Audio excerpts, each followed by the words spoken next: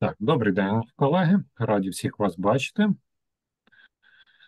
Одразу ми дякуємо вам за вашу цікавість до цієї актуальної теми. So good morning to everyone, and thank you for your presence. Thank you for your interest to this very important topic. Сьогодні у нас буде такий більш оглядовий вебінар, пов'язаний з тим, як працювати з вдовами. And today's webinar, it would be mostly kind of a review, how to work with widows. Що мається на увазі оглядовий, Джоан підготувала певну тематику, певні слайди, які ви вже бачили. І під час цього вебінару вона хоче дізнатися більше від нас по наших запитах, яка зараз виникає проблематика з вдовами, щоб потім з часом зробити більш таке широке навчання, більш ґрунтовний фундаментальний курс і максимально з акцентом на ту проблематику, яка наразі в нас є. And why do we call it a review? This is because Joan prepared a really informative and a good presentation for you about the work with widows, but she also would like to customize it according to your needs.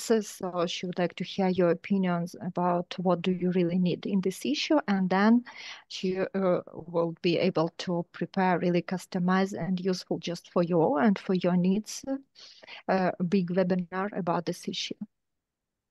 І декілька слів про Джон. Джон у нас психолог по другій освіті. По першій освіті вона інженер, і це допомагає їй більше триматися структури і логіки. And let me say a few words about Joan. So she's a psychologist, but this is her secondary occupation. And her first education, it was in engineering, so it helps her to be really structural and logical. Вона сама вдова, і вона є автором декількох книг по тому, як працювати з вдовами. Also, Joan is a widow, and she is the author of several books about how to work with widows. І передаємо слово самій Джоан. And dear Joan, you are welcome to speak.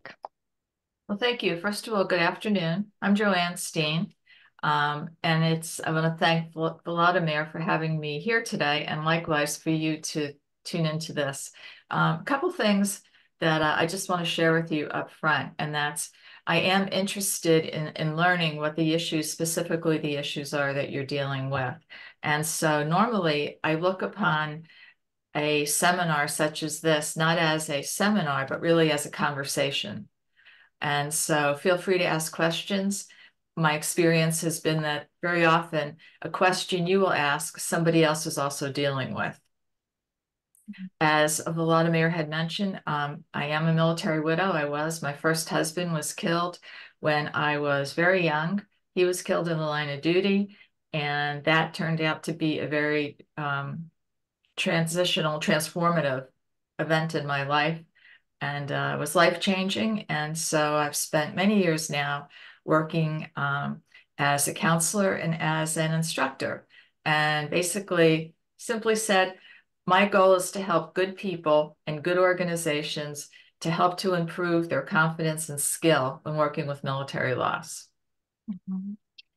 Добрий день всім, мене звати Джоан Стін, і хочу сказати, що перш за все, я дуже рада бути тут, і мене дуже цікавлять саме теми, з якими ви працюєте, і саме ті проблеми, з якими ви стикаєтесь. Тому цей семінар я готувала і зазвичай готуючи такого роду семінари, я їх більше проводжу в рамках діалогу, тому дуже буду рада, якщо ви будете задавати питання.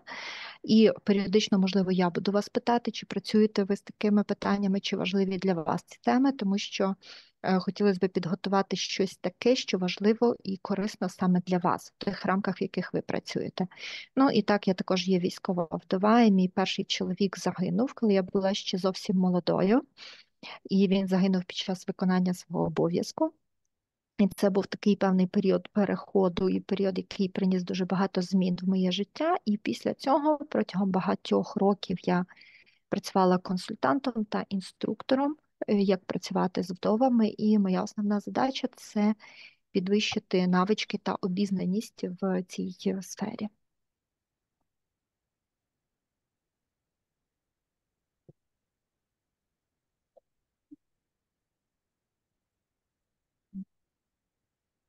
Okay, are we ready? Yes. let me get this here. I do have to also mention that every piece of technology I had, including the internet, has failed within the past week or so. So we're going to hope we get through this one so that I'll get a new computer very soon. Alrighty, let's see. Я також ще хочу трошки попередити, що на минулому тижні в мене чомусь полетіла вся техніка, яка в мене є, включаючи інтернет, і я дуже сподіваюся, що скоро в мене буде новий комп'ютер, але також сподіваюся, що сьогодні все вийде з технічної сторони.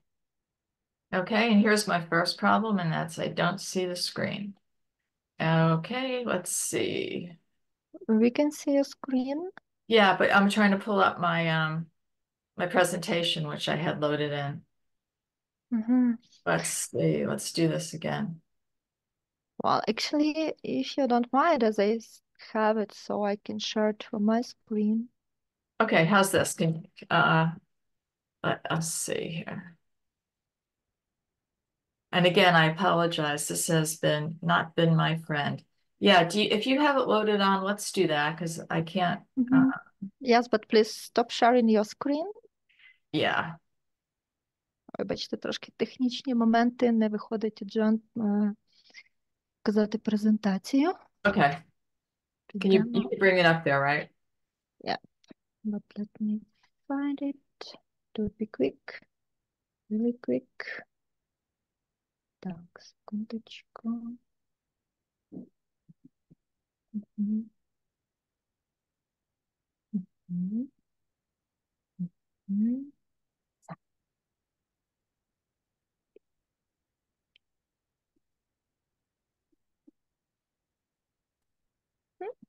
There we go. Excellent. And will you have the capability to change slides with this, or can I? Oh, I'm sorry, but as it is my screen, so I am the only one who can do it. Okay, so I'll just do a next, please. Okay, this is just a quick background on myself. Like I said, really what I do is I help good people and good organizations to improve both their skills and their confidence when it comes to working with military loss. The topic of talking about death and military loss and grief and trauma is difficult. And it's difficult for all you to hear this, even though you work with survivors. So what I propose that we do is we look upon this, as I said, as a conversation rather than as a lecture, and feel free to ask questions. I've done this for more than 25 years with the Department of Defense, with the Canadian Armed Forces, and a little bit with the British Royal Navy. So the way that I can meet your needs is for you to tell me what you need. Ну і на цьому слайді можете побачити трохи моєї біографії, але в цілому я намагаюся працювати якомога краще, щоб саме допомогти людям, надати їм певних необхідних навичок, тому що я розумію, що працювати з вдовами і з таким контингентом – це є досить складна тема. І також я хочу сказати, що я в цій темі досить глибоко і більш ніж 25 років я маю досвіду роботи з військовими втратами, співпрацювала з військовим відділом Сполучених Штатів Америки і також зі Збройними силами Канади. От і тому також, як я вже казала, зазвичай такі лекції, такі вебінари я проводжу в рамках діалогу, тому буду дуже рада вашим запитанням.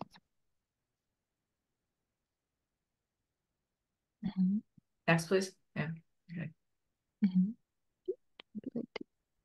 I'm going to start off with just a basic refreshing on grief. And I put this picture up here because I want to ask the question, whose loss is worse? Ну і давайте подивимось на цю картинку, яка з'явилася у вас на екранах, і подумаємо, як можна відповісти на питання, чия втрата гірша. If we look at the widow here, we see a young woman. She has a young daughter. And if you were speaking with them, she'll say, well, her loss is the worst one. What she will do is when we talk about the loss of her spouse, of her husband, we're looking at a young woman who probably has never had to experience this type of a sudden and traumatic death before. So this is a new experience for her. The second thing when dealing with this young widow here is that she lost not only her her current, her current life, but she also lost her future life, the expectation of what she had with her husband. Another element of what she lost was she will realize that throughout her life, at different points in her lifespan, as she goes through, she will have key losses related to the loss of her husband. And that's going to be true even if she remarries again, but there will always be these losses that are associated from this one. She also finds herself in a position where she's now raising this daughter, the little daughter, and she is, while she looks like she's sort of kind of smiling in this picture, what she enjoys is the attention that she's getting and the comfort of being close to her mother and to her grandmother. І якщо на цій картинці ви бачите трьох жінок, і якщо говорити про вдову, то це молода жінка, яку ви бачите на картинці, але бачите, що тут також поруч є її мама і є її донька маленька.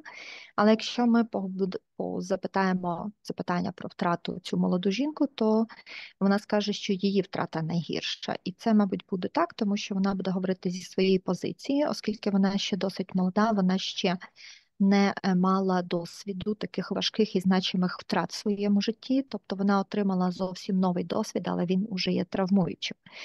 З іншого боку, варто зважати ще на те, що втратила вона не лише в її теперішньому житті, а також це ще є втрата, яка стосується її майбутнього життя. Тобто вона також втратила певні свої очікування стосовно її життя з чоловіка. Ну і також ще вона розуміє, що в її житті ще будуть і інші втрати, значимі втрати, але поєднані з цією втратою. Тобто в подальшому житті, навіть якщо вона і вдруге вийде заміж, але все одно це відіб'ється в неї в подальшому житті. Також зараз вона ростить доньку сама, і треба думати про те, як вона буде це робити в майбутньому. Тобто навіть якщо в подальшому житті в неї будуть ще якісь значимі події, але все одно ця втрата відіб'ється на них. Thank you. With this daughter here, what will happen with her is that at different ages in her life, she will ask her mother, her grandparents, to retell the story of her father's death. And she, at whatever age is appropriate for her learning. So when she is 5, she may have one way of looking at it, and she'll have another way of looking at it at 7. But throughout her life, she will ask about her missing father, and her father will assume this, basically a hero father. Well, he will be the ideal, and she'll say, if my father was here, this would happen. He becomes the ideal dad, the ideal war hero. Ну, і якщо говорити про цю доньку, про маленьку дівчинку, то в певний момент свого життя вона буде розпитувати про історію смерті свого батька. І тут дуже важливо дати їй відповіді відповідно до її віку. Тому що в її, можливо, 5 років в неї буде один погляд на цю ситуацію, а в 7 років в неї вже буде зовсім інший погляд на цю ситуацію. Ну і також в подальшому житті далі вона також буде ще кілька разів розпитувати про свого батька. І вона створить собі певний образ батька-героя. Це буде образ ідеального батька, ідеального героя. І все, що вона буде вкладати в образ свого батька, це все буде про ідеального. Yeah, the mother-in-law, the mother of this service member, she has specific losses too. And some may say, well, her loss is worse because she lost her son. And mothers and fathers are never really done raising their children. And there are many, many times when I have heard moms and say, well, this was my baby, even though the son is, is 25, 30 years old and married to a family of her own. Mothers are never done raising their children. Ну і також тут присутня ще свекруха, і також говорячи про чия втрата гірша, можна також сказати, що, мабуть, її втрата найгірша, тому що в її житті вже, мабуть, і були втрати, але ця втрата це може бути найгіршою, бо вона втратила сина. А батьки зазвичай ніколи не перестають ростити й далі своїх дітей. І досить часто я чую від людей, що, наприклад, мій малюк, але потім виявляється, що цьому малюку, цій дитині вже 25 або 27 років. Тобто батьки ніколи не перестають ростити своїх дітей. mothers and fathers often fear that the young widow and her granddaughter will move away, and she will lose contact with the only piece of her son that she has. Ну, і також свекрухи, але також і свекри, вони досить часто бояться, що вдова з дитиною переїдуть кудись далеко, і вони втратять з ними контакт, а це ж залишається певний єдиний шматочок їхнього сина. So where's the father-in-law in this picture? А де ж свекор на цій картинці? Next, please.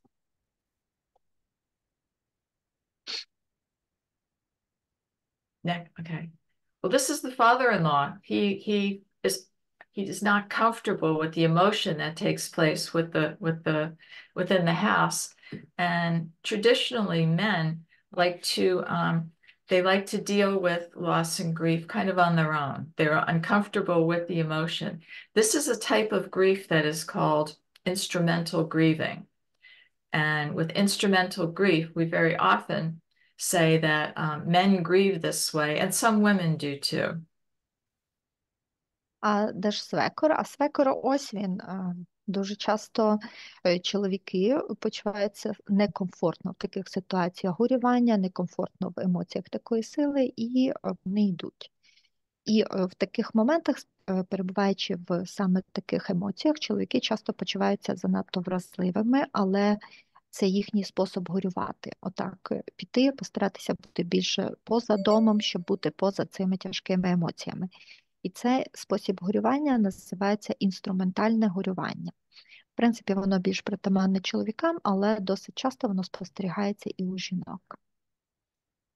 When it comes to men and sometimes women who deal with this instrumental type of grief, we feel that if they are not showing emotion, that they're not grieving right. І досить часто, коли люди стикаються з людьми, які перебувають в стані такого інструментального горювання, то люди можуть подумати, що якщо ця людина не виявляє емоцій, то, можливо, вона неправильно горює. I once had a father tell me that he grieves without tears. Одного разу я консультувала одного батька, який казав мені, що він горює без сліз. Okay, and we will talk more about a little bit later about what grieving without tears means. Ну, а ми про це пізніше сьогодні також поговоримо, про те, що означають сльози в процесі горювання. Okay. When asked the question, what is grief, there's really no one single definition for grief. Якщо задуматись над питанням, що таке горе, то, в принципі, не існує такого єдиного визначення, що таке горе. And notice, though, the definition I did use says it's a normal and expected reaction to loss, not death, loss. Ну, і те визначення, яке я хотіла би вам дати, це, що горе – це нормальна і очікувана реакція на втрату. Замітьте, на втрату, а не на смерть. Next, please. Next. Okay. Here are some examples of losses that you're probably aware of. One back. Oh. This one with pictures. Okay, we have just some basic examples of losses. You have losses from death in combat. You also have losses that are related to the death, secondary losses. In an area where the whole country is dealing with loss, you will have an element of collective grief in your country. You also have not only the collective feel within the country, you will also have the individual, you will have the family type of losses related to this. Ну, і на цьому слайді можете побачити основні приклади втрат, які ми виділяємо. І перший такий тип втрати – це є смерть. Може бути втрата як, власне, смерть когось, або також є ще втрати, які стосуються смерті, загибелі когось, і це вже є так звані вторинні втрати. Також, якщо відбуваються якісь катастрофічні події, і є багато втрат всередині якогось певного суспільства, то тоді таке суспільство буде підтверджене колективному горюванню. І, мабуть, це те, що буде також відбуватися у вас в країні, це те, з чим ви стикнетеся. І також, якщо це відбувається в межах цілої країни, то поруч із колективним горюванням, яке буде переживати вся країна, ще будуть індивідуальні втрати, і також ще будуть сімейні втрати, тобто такий ще тип втрат. When we talk trauma, you have many different types of trauma. You will have maybe a collective trauma of the country. You'll have a collective trauma of a particular region, of a family. And trauma and grief had always been dealt with separately. The current thinking has been deal with the trauma, deal with the PTSD, then deal with the grief. The community has moved past that. І далі, говорячи про травму, тут, мабуть, ви будете переживати дуже багато різних типів травми, всі, які ви знаєте. І якщо це відбувається на рівні країни, то також це буде колективна травма. І колективна травма може бути як травма на рівні цілої країни, так може бути на рівні певного регіону або на рівні одної сім'ї, але теж колективна. І також хочу сказати, що травма і горювання, його варто розглядати окремо, і працюючи з людиною, треба почати з того, щоб допомогти людині справитися з травмою, з наслідками її, такими як ПТСР, і вже потім починати працювати з горем. Okay. The last piece, we're just going to talk about this briefly, but it had always been, again, it had always been the belief that treat the trauma, then treat the grief. In reality now, those two are coming together and realize you cannot treat the trauma without addressing the grief. Але так, якщо вже коротко говорити про ситуацію, яка є в реальності, то, в принципі, так, ми завжди говоримо, що спочатку ми лікуємо травму, потім ми лікуємо горювання, але в реальності ці двоє завжди приходять одночасно і насправді досить складно розділити їх, щоб терапевтувати щось окремо. With military loss and with war, very often the death and the grief, trauma and grief come together, and the trauma is related to the death, and likewise the death contributes to the trauma. І також при воєнних втратах, в основному вони пов'язані з війною, і тут травма і горе приходять разом. І травма зазвичай стосується чиєїсь смерті, і також смерть, вона також часто супроводжується травмою. Okay. There are also a category of losses that get overlooked, and those are the invisible or the intangible losses. І також є певна категорія травми, яка знаходиться поза нашим полем зору. Це так звані невидимі або непомітні втрати. Some of the intangible losses may be kind of obvious, such as the loss of safety. І одна з таких розповсюджених непомітних втрат – це така втрата, яку досить часто люди відчувають, це втрата безпеки. The loss that the world is not turning out as you wanted. Your life is not turning out as you wanted. Ця втрата заключається в тому, що ніби світ більше не йде, і справи не йдуть так, як ви цього хочете. Ніщо не йде так, як ви би хотіли. The loss of, how can I put this? The loss of a predictable and planned future. Також це втрата планованого і передбачуваного майбутнього. There's also those losses that are related to how your life will unfold. For instance, for the military widow who does not have children, a loss for her is that she will not have children with her husband. And she will revisit this when she goes to, she will revisit this, or she will feel this loss when she sees women with children, when she sees her cousins, her brothers and sisters raising children. She will, throughout her life, she will feel this loss of not having her husband's child. І також це втрата уявлення стосовно того, яким буде подальше ваше життя. І від цього також дуже багато і залежить подальше життя вдови.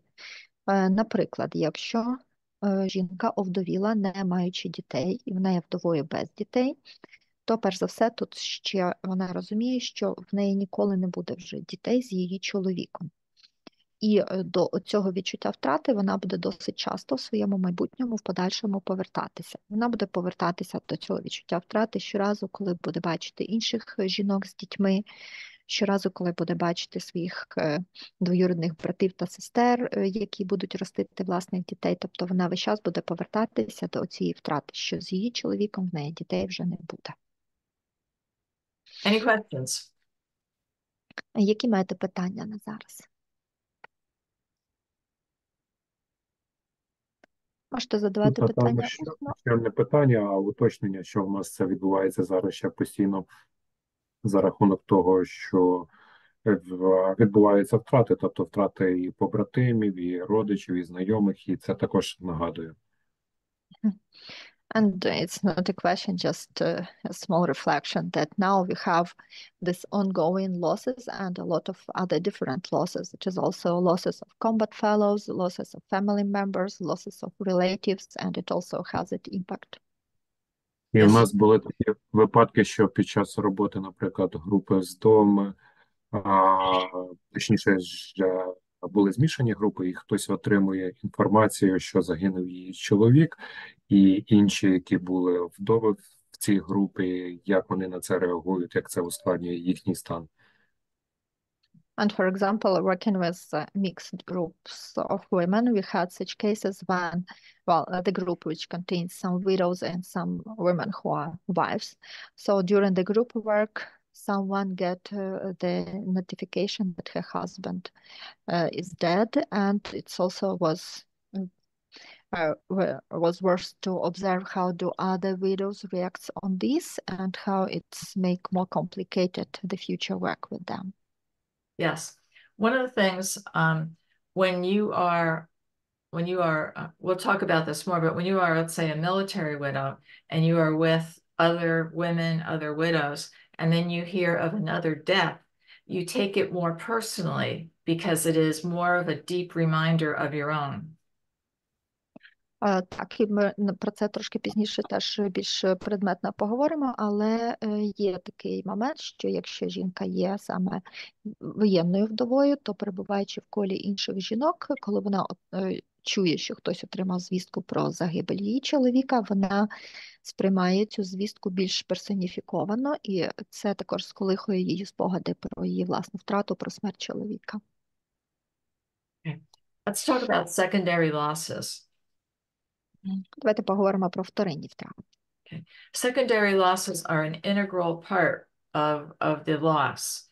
And they should not be, they should be validated because some people will feel that, well, that's something else you have to deal with, but validate the secondary loss because it is real and can be as painful as the primary loss, and it's long lasting. Давайте трошки поговоримо про вторинні втрати. І вторинні втрати є невід'ємною частиною всіх втрат, і їм дуже важливо також надавати значення. І важливо їх розглядати як значимі втрати, тому що досить часто вони можуть бути так само болючими і так само реальними, як і первинна втрата. Next, please. Okay. Next, please. All right. Here's some couple in dealing with widows, with dealing with mothers who have lost a loved one. Here's something really important to remember, and that's the suddenness of the death, okay, is going to impact how they respond in the present. Oh, you know what? I'm ahead of myself. Okay. The cause of death will be, go forward one. Forward. Forward. Yeah. Okay. These 12 factors. Okay. Oh, we'll go here. Okay, I'll just speak to this. When you have a death, how sudden the death is is going to impact how a survivor will respond in the present. So when it's sudden, you have no physical preparation, but you have no psychological preparation for this. And it's not only natural, but it's expected. And sometimes, okay, it's helpful to have denial. І також варто ще поговорити про певні причини смерті з того погляду, чи були вони очікувані, чи раптові. І сама раптовість смерті, вона також має в собі певні фактори, які в свою чергу впливають на особливості реагування на раптовість смерті. І якщо смерть є раптовою, то тут зазвичай немає у людей певної фізичної підготовленості до цієї смерті, хоча досить часто може бути психологічна підготовленість. І як захисні механізми, як особливості реагування саме на раптову смерть, досить часто, ну і це може бути досить корисно для людини, це включати заперечення. The heading here for this slide says sudden traumatic deaths. And this is some of the information I missed earlier. But when you have anticipated deaths where you know your loved one or you know the person is going to die in the near future. And then you have sudden deaths where that death is not anticipated. It comes without warning. І подивіться на заголовок цього слайда. Я назвала цей слайд, що ми будемо говорити про раптові травматичні смерті. І є дуже велика різниця між раптовими смертями і очікуваними смертями, тому що раптові смерті травматичні, вони завжди неочікувані. Але якщо ви очікуєте смерть близької людини, тобто ви знаєте, що, на жаль, через певний час ваша близька людина помре, то це є одна ситуація, а раптові смерті, вони завжди неочікувані і ведуть до інших особливостей реагування. Okay, a slide that I missed earlier says you have these anticipated deaths, and then you have 3 types of sudden deaths. Коли у нас смерть може бути очікуваною або може бути неочікуваною, і неочікувана смерть може бути 3 типів. Maybe we should come back to the previous slide? Yeah. This one? Yeah, thank you.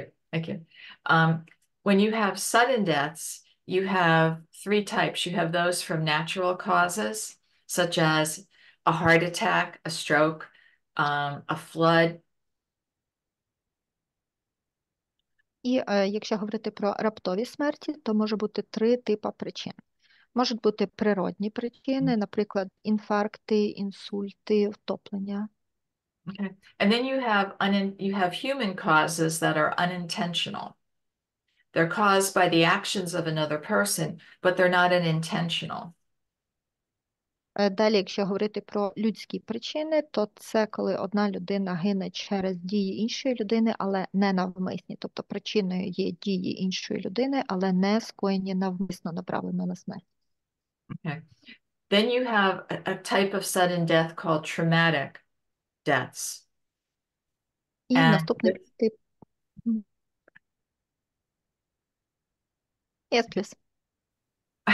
Go ahead, yeah. Наступний тип – це причини, які називаються травматичні. Okay. Traumatic deaths, by definition, okay, they're sudden, they are intentional, they're violent in nature, okay? They usually cause significant damage to a body. There may be multiple deaths happening at the same time. And the survivors, their understanding of traumatic deaths is traumatic in itself. It's hard for them to internalize that this death is sudden, intentional, violent, okay, may result in an unviewable body or no body. All of this in and of itself has an impact on survivors. І травматична смерть, вона має певні свої ознаки. Перш за все, травматична смерть є раптовою, вона є навмисною, за своєю природою це є насильницька смерть. Також досить часто тут відбуваються значні пошкодження тіла. Це може бути момент, який супроводжується багатьма смертями одночасно. І також людина, виживша в цій ситуації, вона часто навіть за своїми відчуттями розуміє, що ця смерть вона була досить травматична. Все це стає дуже важко їй до усвідомлення. Складно усвідомити, що ця смерть, чи свідком якої вона була, чи з якої вижила, що це могло бути що це було раптово, що це було навмисно і що це була насильницька. І також досить часто насильницька смерть ще може супроводжуватись тим, що тіло може бути пошкоджене до невпізнаності, або ще може бути відсутність тіла.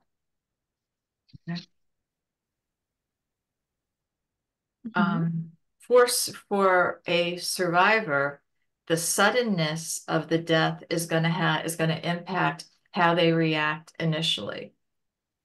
The cause of death is going to basically determine what they're going to have to contend with, cope with, both now and in the months and years to follow. І, власне, причина смерті, причина насильницької травматичної смерті, вона буде предиктором того, яку реакцію викличе у людей з цим пов'язаних. Тобто причина смерті дасть нам розуміння того, з чим нам прийдеться працювати, з чим справлятися зараз, теперішній час, і також через місяці та, можливо, і роки після смерті. Okay. Or when you have a sudden traumatic death, most survivors are going to want to they're going to want to find out as many details as they can about the circumstances of the death. They want to know what happened initially, how their loved one died, and what happened afterwards. And that is an essential part of the grief process, in that it helps their psyche to understand in small doses what happened to their loved one. І якщо ви працюєте з кимось, хто стикнувся з раптовою травматичною смертю, то зазвичай ці люди хочуть знати всі подробиці обставин цієї смерті до найменших деталей. Що було, власне, перед моментом смерті їх рідної людини, як саме померла рідна людина, і що відбувалось потім, після моменту смерті. І це є невід'ємна частина процесу горювання, але людині, яка знаходиться в цьому стані, варто давати цю інформацію маленькими дозами. Okay. The surviving family members of these types of death are going to be obsessed with not wanting to know what happens, every last detail. І члени сім'ї, які стикнулися з травматичною втратою свого члена сім'ї, досить часто вони будуть обсесивно спрямовані, тобто таке нав'язливо шукати всі причини і всі деталі смерті своєї рідної людини. And what will happen also is normally survivors of a sudden traumatic death are going to have this absolute need to demand justice, hold someone accountable, or seek retribution. Ну і також завжди родичі, які стикнулися з травматичною смертю, з травматичною загибеллю когось, вони вимагають правосуддя, їм необхідно когось визнати виновним і визнати когось, хто відповідальний за це і хто повинен понести за це кару. You have a question? Можливо, є якісь питання? Так, Вікторія. Добрий день. В мене таке питання з приводу повідомлення про цей процес. Я працюю з мамою загиблого воїна, і вона нещодавно отримала такий лист від побратима, який бачив. Він дуже в подробицях це все написав, і її дуже сильно це дуже травмувало, тобто вона повернулась в той найгірший стан, в якому була. Що тут можна психологу? Тобто, я не можу сприяти доступу інформації, бо вона до неї приходить з різних джерел. Як тут психологу, можливо, є рекомендації з цим бути, з тим, що навалилося одразу? Тобто це побратим, ніби сам від себе прислав лист? Так, ну, начебто хотів їй з нею поділитися, як це все Мгм. стало.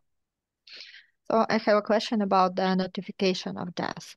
Now I work with the mother of the died soldier, and once she have got the letter of from his combat fellow, and in that letter, that combat fellow, in really graphic details, describes the moment of death of her son and his combat fellow, and it really traumatized my client, and she came back to the worst state she was during all our therapy. And I have a question: how can what can I do as a psychologist here? Because actually, I cannot control, and I have no impact on the information she is getting, and I cannot stop it because she gets the information from very different resources.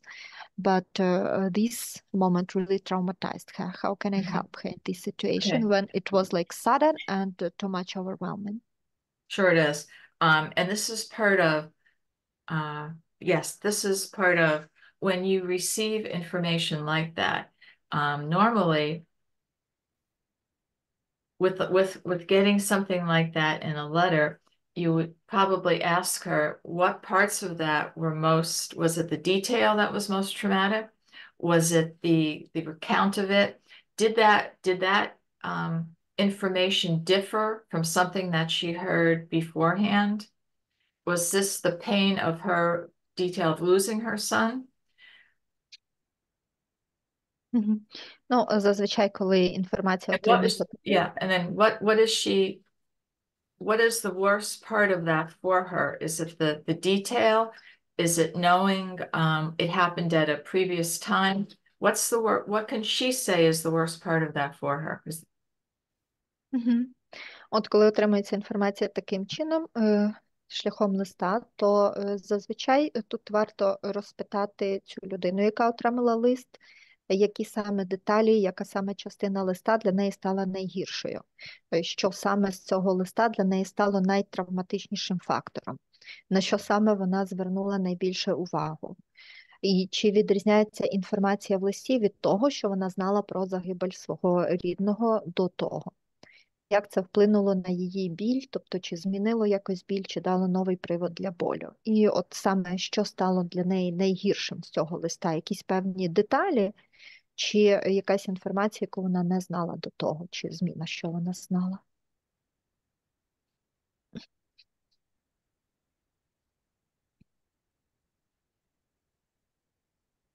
Мгм. Thank you. Thank you. Thank you. Oh, what is the worst part? What was that worst part for her? Was it different? Was this her first experience with seeing this? А для неї, можливо, Вікторія, ви знаєте, що для тої жінки дійсно стало найгіршою частиною листа. Це був її, це вперше ця жінка проговорила про от цю інформацію, яку вона отримала про смерть сина, чи щось нове там було? Ну, воно запустило усвідомлення, що там, ну, він був безвісти зниклий, а цей лист запустив процес усвідомлення, ну, там, смерті. Вона починає потихеньку приймати, але вона мені про подробиці казала, що це не, ну, вона саме фіксувалась на тому, як. І цей його побратим, він описував там травму живота, там, ну, тобто це її дуже, ну, вибило. Так. Мгм. Well, this letter and this information led her to realize the death of her son, because before he was by documents he was like disappeared, but after this letter Yeah. he started to understand and to realize that really he is dead now, and she mostly was fixated on the bright and graphic details, because that combat fellow just really very clear described all that process, and for example describing the trauma of the belly and some other traumas. And then she was mostly fixated on the graphic details she have got in this letter. Of course she would be. This is her son, and it's one of the instinctive type of things a mother will do is look to protect her son. And she may feel that she could not protect him. Fathers especially will feel that they could not protect their son from this. but getting a graphic letter is very, very difficult for her. But that's her first, probably, real moment of reality. Так, це, в принципі, досить характерно для батьків, які втратили дітей, тому що тут включається цей батьківський інстинкт захистити свою дитину. А в цей момент, коли вона прочитала цей лист, отримала цю інформацію, в неї ще включається той момент, що вона, як мама, не змогла захистити свою дитину. І особливо батьки, вони також дуже гостро на це реагують з позиції, що не змогли захистити свою дитину. І дійсно побачити такий детальний опис, як в цьому листі, це дуже важко для жінки, тому що тут, мабуть, вона дійсно вперше стикнулася з реальністю цього світу, з реальністю цієї смерті. The other thing this is that there may have been in this mother the hope that, the very small hope that her son is alive someplace. And when she gets a letter not only notifying her of the death, but giving all the details, it basically has taken away any hope, all hope she's had that her son is still alive. Ну і другий момент з цим листом, в неї цей лист забрав в неї надію, тому що якщо ви кажете, що він був до того ніби безвісті пропавший, то в неї була ще якась малесенька надія, що, можливо, десь там він все ж таки є живий. А цей лист для неї став не лише свого роду повідомленням про смерть, та ще й з такими деталями, як саме ця смерть відбулась, а він повністю забрав у неї надію, що він може бути живий. You also may want to talk with her about what are her prior experiences with death, because no one comes into this situation without prior experiences, without prior family background on how you handle death. Ну і також ще ви можете її запитати, який в неї є попередній досвід стикання з смертю, який в неї є ще досвід переживання інших смертей, тому що, в принципі, ніхто з нас не в такому віці не стикається з смертю, не маючи якогось попереднього досвіду або сімейного досвіду, тобто як в сім'ях справлялися з смертями інших.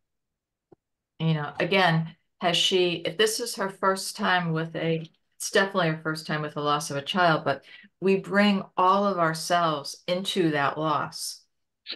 And sometimes we have to look at what causes us to react to this news, the detail maybe of this news.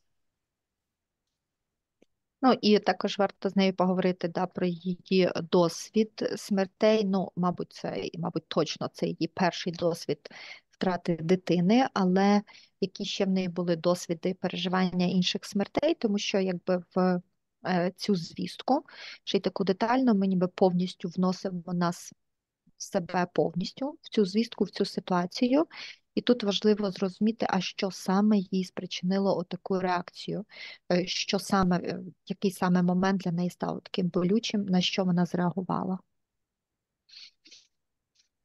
Я просто прошу її там не перечитувати, ну, я не можу там повпливати на те, що, але вона начебто щось хоче постійно повертатися туди, ну, знову ж таки, відвернути або там провину свою. От як психологу з цими з цією інформацією обходитися, на яку він на той обсяг не може, чи домовлятися з клієнтом, щоб він не повертався, чи якось домовлятися, обговорювати цей лист, чи тут така проблема моя. And while I'm asking her and I'm begging her not to read this letter once and again, but I cannot have a really big impact on her, and she's reading that letter time by time, and it's like she really would like to go deeply into those details, and probably it is about her feelings of really unprotecting her son and about some feeling of guilt. But how can I, as a psychologist, help her to cope with it if I cannot really have any impact on the amount of information she is trying to pull into herself? Should I probably somehow negotiate with her that she will stop reading this letter, or should I have a deal that we will discuss this letter together? So this is my problem with her. Okay. When getting a letter like this, as I mentioned earlier, that survivors become obsessed with knowing the details.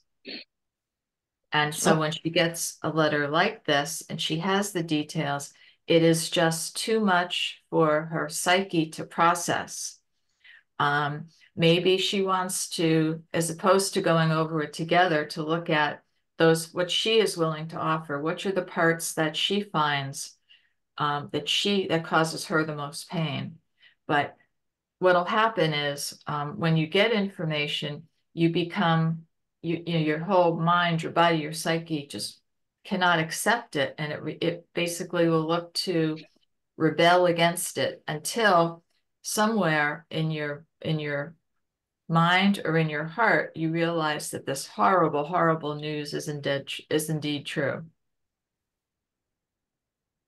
Ну, і як я вже казала, досить часто люди, коли отримують звістки такого типу, як той лист, про що ви говорите, вони стають нав'язливими стосовно ідеї отримати всі деталі. От в них з'являється це як обсесія, певний нав'язливий стан. Тут у цієї жінки є досить багато деталей в цьому листі, але цих деталей є забагато для її психіки, щоб їх опрацювати. І тут також дійсно можна з нею домовити, що ви разом опрацюєте цей лист, ви його обговорите, і варто зосередитись, що саме вона вам вкаже як найболючіший момент, тобто що саме її так чіпляє з усіх цих деталей. І також, коли вона цей лист перечитує дуже багато разів, отут важливо і вам звернути увагу на цю інформацію, тобто вона може не приймати цю інформацію, не приймати як на рівні психіки, так і на рівні тіла, але потім, коли вона буде його перечитувати ще багато разів, то в якийсь момент десь на якомусь з цих рівнів, можливо, десь в її серці чи якійсь іншій частині тіла, вона зрозуміє, що все ж таки так, це сталося, це відбулося, і відбудеться якесь, ніби спочатку часткове, потім повне прийняття цієї ситуації. One last comment, and that's to understand that this may not be the only explanation that she gets of her son's death. Okay, and that there may come a time in the future where someone will offer her another explanation, and it'll be the details might be a little bit different than what she initially has read, and that will really upset her and cause her to re-grieve this loss with the new information. Ну, і ще один момент, що, можливо, це і буде, зараз є і буде не останнє її пояснення смерті її сина, і, можливо, пізніше вона отримає ще якесь повідомлення з поясненнями ситуації, в якій загинув її син, і, можливо, там вона отримає якісь інші деталі смерті її сина. І тому це, знову ж таки, приведе її до великого відчуття смутку та горя, тому що їй треба тоді буде відгорювати свого сина ще раз, а вже відповідно до цих нових деталей, які вона отримає. Okay. One last thing is I would give her, the mom, the choice of whether or not she wants to talk about this with you. Give her that bit of control. It's a choice. Do you want to talk about this now, or shall we put this on the side for later? And let her have the input about whether or not she wants to move forward with discussing it with you. Ну, і ще таке останнє, що б я зробила, я би дала цій матері вибір, обговорювати цей лист чи ні. Тобто дайте цей момент як момент її контролю над ситуацією. Скажіть, що в неї є вибір або зараз обговорювати цей лист, або можна його відставити і, можливо, потім. І тут також ще можна звернути увагу на те, що саме ще вона вкладає в оцей момент обговорення цього листа чи обдумування цього листа. Okay. Next, please. Next. Mm-hmm. Okay. When it comes to sudden deaths in war, there are times when you will find circumstances that don't normally take place in civilian life. And each of these factors, each of these circumstances, in some way add another level of complexity to this loss. І якщо ви стикаєтеся з раптовими травматичними смертями, пов'язаними з війною, то тут буде випливати дуже багато різних обставин, які не зустрічаються зі смертями в цивільних обставинах, і тут також буде дуже багато різних специфічних факторів, які впливають на цю смерть. This picture here is representative of the fact that military personnel, the relationship with military personnel is often closer than family bonds. І ця картинка, і це зображення, цей портрет тут говорить нам про те, що у військовослужбовців, в середовищі військовослужбовців досить часто стосунки між ними, між побратимами, вони є міцнішими, ніж стосунки кожного з них зі своєю родиною. And the military will feel this loss as deeply. They very often react differently to it, but they will feel the loss, they will feel guilt. That maybe either they contributed to this or they could have done something. They may feel responsibility, particularly if they're in charge, they're up the chain of command. Okay. The difference is they usually don't talk about it in theater and combat, and it often results in PTSD when they come back. І у військових реакції на смерті вони відбуваються глибші, і вони також реагують по-іншому. Досить часто вони реагують на втрату з відчуттям провини, тому що можуть в чомусь якихось моментах розуміти свою, можливу, пов'язаність з цим моментом смерті, або думати про те, що я ще міг зробити, щоб цьому запобігти, або беруть на себе якусь певну відповідальність за те, що, можливо, можна було якось по-іншому там встановити зв'язок з командуванням чи щодо виконання наказів. Ну і ще є така особливість, що дуже часто військові про ці смерті не говорять на полі бою, і тому це веде до більшого ризику ПТСР, коли вони повертаються з поля бою. Sometimes the guilt they feel, much like with parents, is irrational. І досить часто провина, яку вони відчувають, так само, як і провина у батьків, які втратили дітей, вона може бути нераціональною.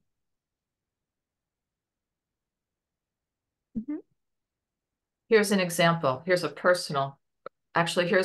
example.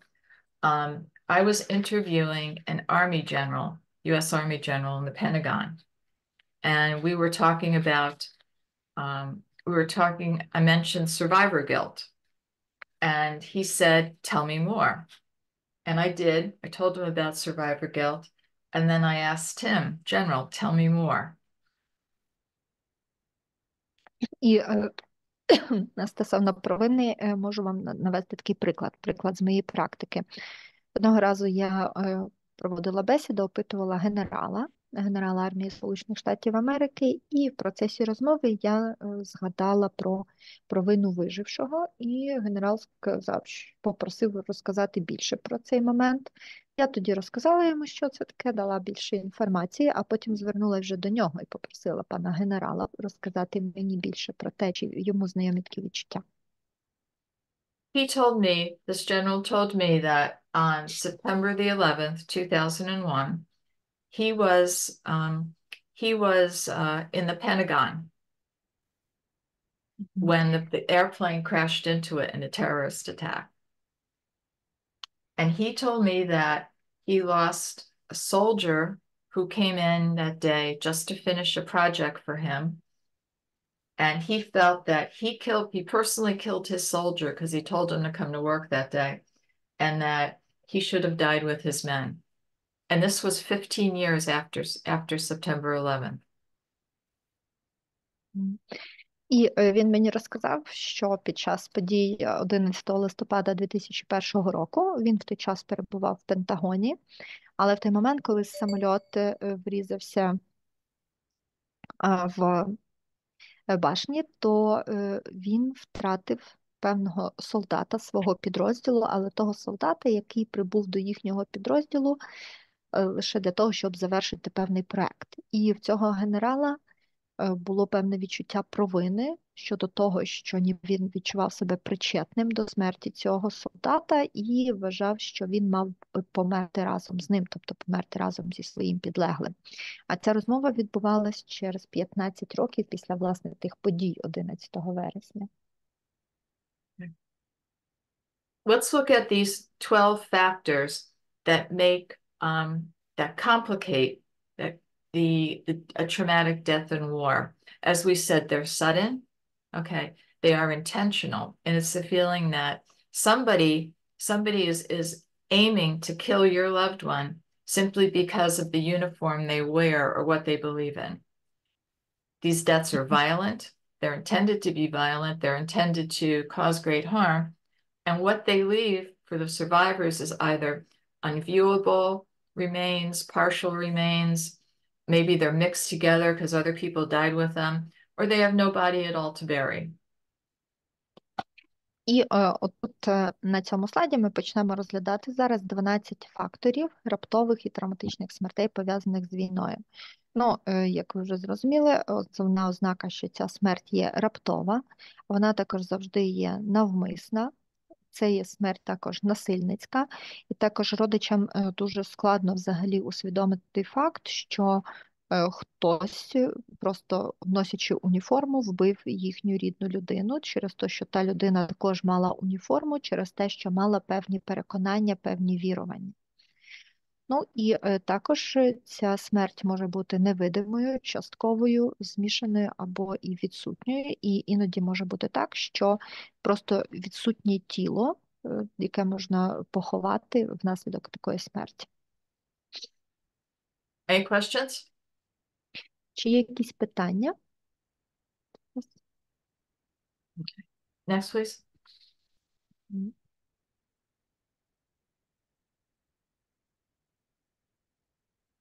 Here are some more of these complications for military deaths. If you notice in the picture, this is a grandma, okay, and she's peeling potatoes with her grandson. Grandparents often get overlooked, but grandparents grieve twice. They grieve once for the loss of their grandchild. They grieve the second time for their own children who are going through this. І продовжимо далі за ці 12 факторів. І бачите на фотографії бабуся, яка чистить картоплю разом з своїм онуком. І бабусі, дідусі, вони досить часто теж дуже включені в ці процеси горювання, і вони зазвичай горюють двічі. Перше їхнє горювання – це за їхніми онуками, яких вони втратили, і друге горювання – це за своїми дітьми, через те, що їхні діти також переживають таку втрату. Let's look at these next four elements here.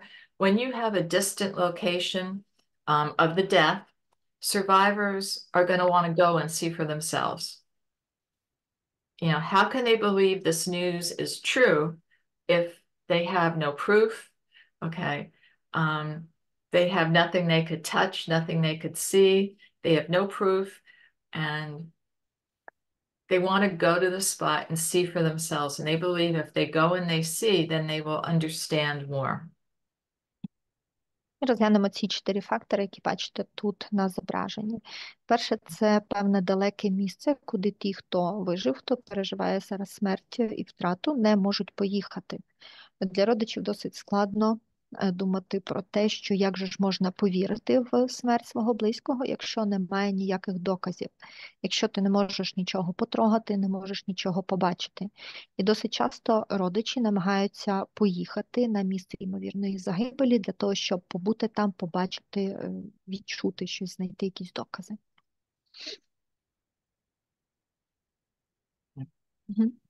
When last year I was watching the news and there was a reporter from Mariupol, and she said that she had a mother who had asked her if she went to Mariupol to bring her home some dirt from Mariupol. Would anyone want to take a input here on why this mom would want dirt? І минулого року я дивилась одне інтерв'ю, і там журналіст, який перебував в Маріуполі, розповідав, що коли мав їхати в Маріуполь, то одна з матерів, яка виїхала з Маріуполя, просила привезти трошки бруду з Маріуполя. От, і ніхто не міг зрозуміти, для чого вона просить, щоб він привіз їй цього бруду, якоїсь землі.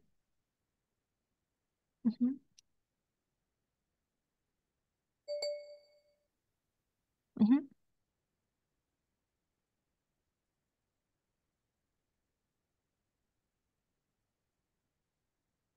No one has an opinion on why she would want dirt. Ага.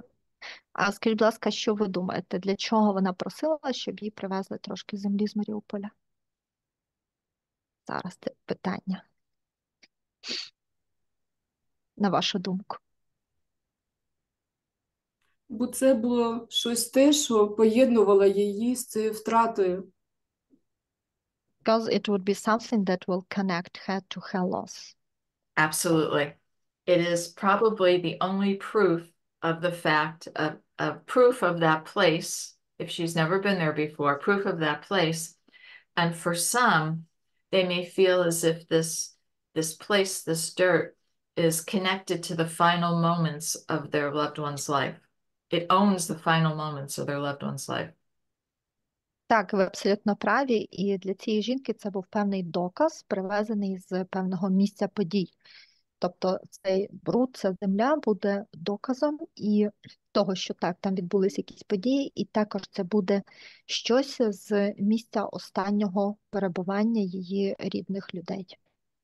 It Щось пов'язане becomes, з останніми моментами їхніх рідних, yeah, її it рідних. becomes what's called a linking object. It links them to the place and to her son, and it becomes very, very special, very important to her. A linking object.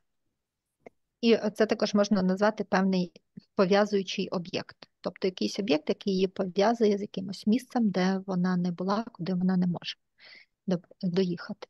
And also we have a reflection in chat, the answer for your question that if her son died in Mariupol and she don't have the body, so this dirt can be something that can be symbolically buried as a body.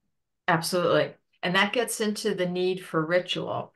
You know, she may want to bury this dirt because it's a ritual. It's taking action with something that she finds helpful, comforting. Мгм. Дякуємо, Rituals. Yeah, go ahead. Дякуємо, Галина, за коментар, що якщо її син загинув в Маріуполі, а тіла не було, то це щоб символічно поховати тіло. Так, дійсно, і дійсно іноді треба щось для того, щоб створити певні ритуали. Тобто цей бруд, ця земля може дати їй щось, що вона дійсно може використати для певних поховальних ритуалів, які дійсно є дуже важливими. Okay. Мгм. Next, please. Go ahead.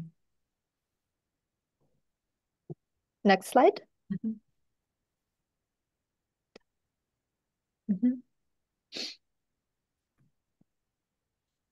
This one, with the queen. So, yeah, some of these we've covered before, but what you have in this picture here is a young woman at her marriage ceremony, and very often many of these widows are young and they're closer to marriage than they were to, you know, they really feel denied or cheated, okay, out of that feeling that they had, and they may have been in their marriage at a time where it was still that honeymoon phase.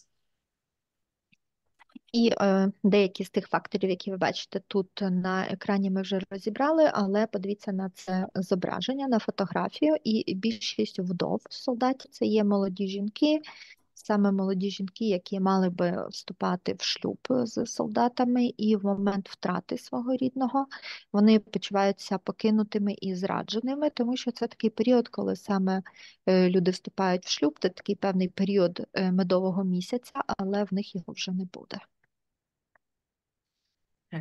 As we mentioned later, there's no proof with notification. There's no personal items. There's nothing from their loved one that says this terrible news can be true.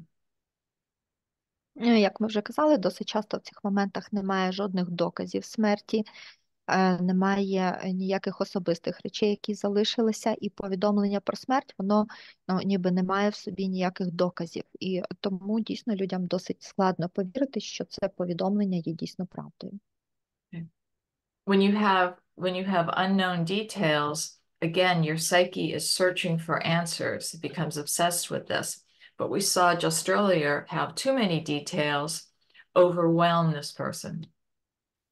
Ну і знову ж таки, коли наша психіка не знає всіх деталей смерті, тоді нав'язливо починає зосереджувати всю увагу на пошук цих деталей. А коли людина починає знаходити ці деталі, то досить часто вона стає перевантажена, переполомшена цими деталями.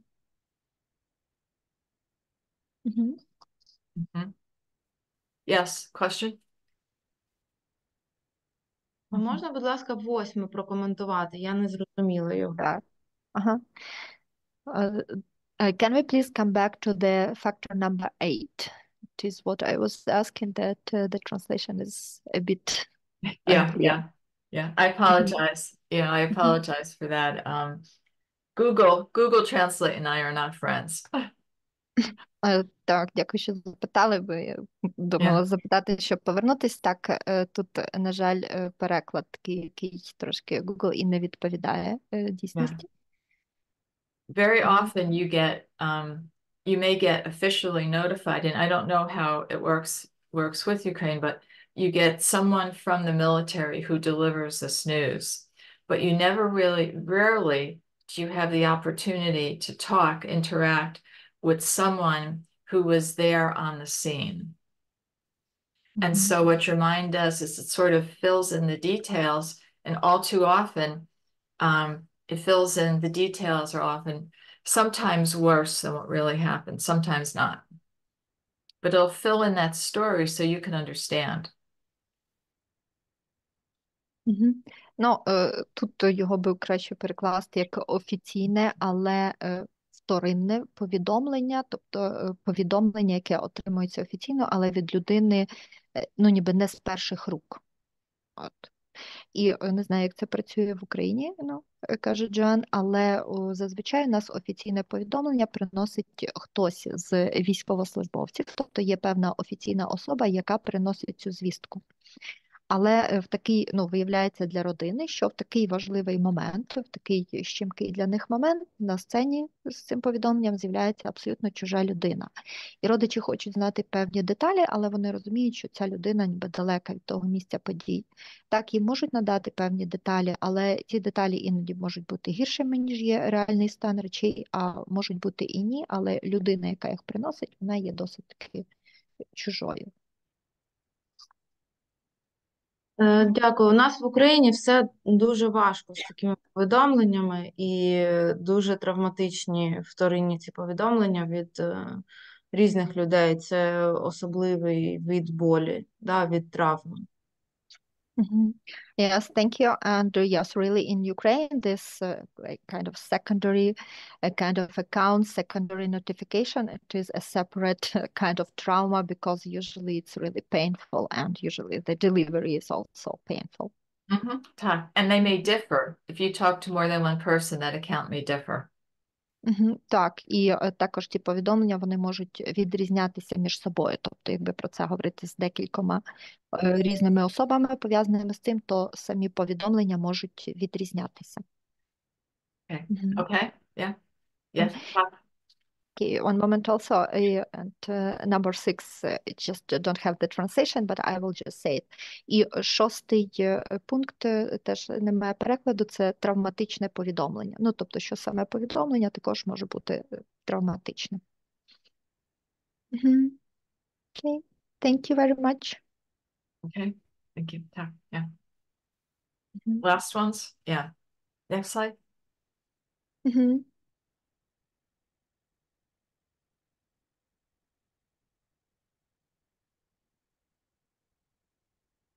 This one, last factors.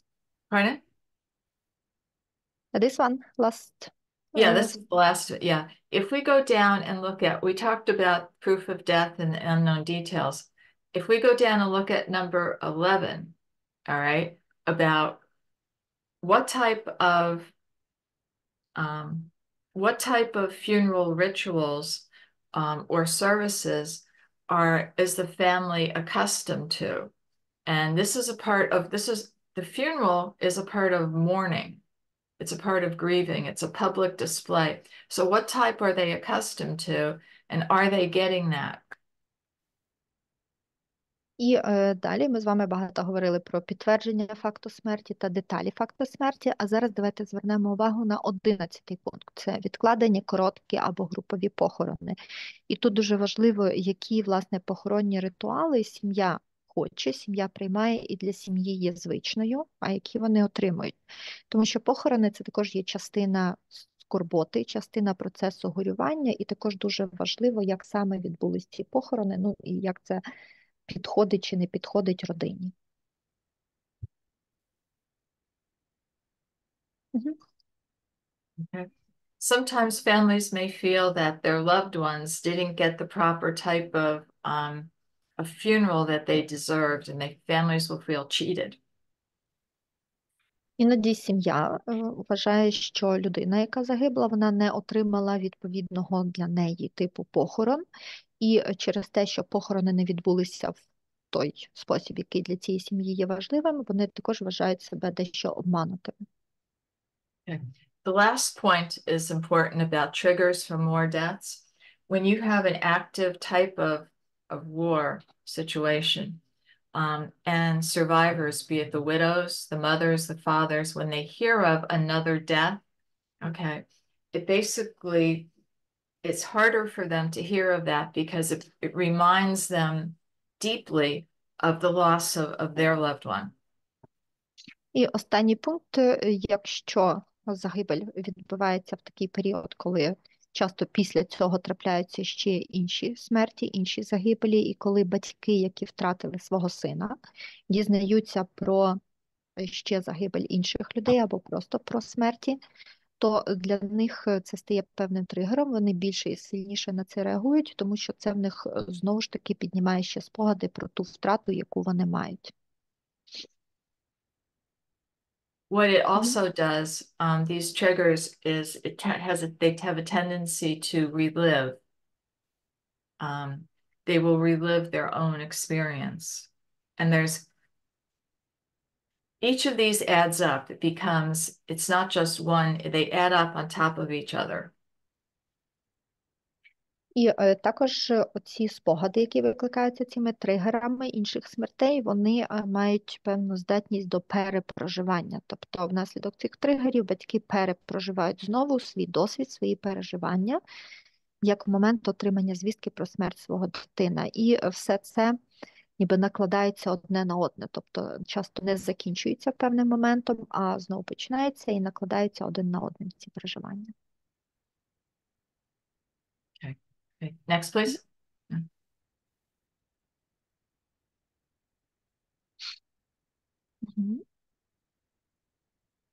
Okay. When we talk about grief, we very often talk about stages of grief. The denial, anger, bargaining, depression, acceptance. What we have seen in the grief and death community is that they've moved on beyond those stages of grief, and look more towards the needs of grief. І коли ми говоримо про горювання, ми зазвичай згадуємо в стадії горювання. Говоримо про його стадії: заперечення, злість, торг, депресія, прийняття. Але коли ми говоримо про горювання в контексті вдов, то ще варто сказати про 6 потреб в горі. So, with grief like this, sometimes they call this traumatic grief. They call it complicated grief. You may hear it called prolonged grief disorder. All these names really are for the same type of lengthy grief that there is. Prolonged, traumatic, complicated. They're all basically the same. І коли ми говоримо про такий тип горювання, який притаманний вдовам, то часто можете почути назви: травматичне горювання, або ускладнене горювання, або розлад подовженого горювання. Але всі ці назви є валідними і всі вони вказують на те, що просто це є характеристики горювання, але вони тут надмірно виражені. Тобто воно є занадто довге, а воно є складне, воно травматичне, але це все характеристики горювання. Next slide.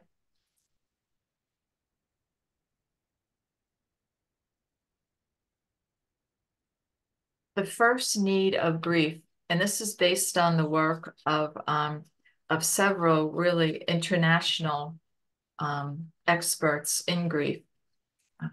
One of which is Alan Wolfelt and Therese Rando, who really are the experts in this type of loss. But the first need is to accept the reality of the death. І перша потреба в горюванні під час горювання для вдів, і це є те, що підтверджено 7 експертами в галузі роботи з горюванням, зокрема Аланом Рофелдом і Тріс Рендолфом, які є визнаними в Сполучених Штатах експертами.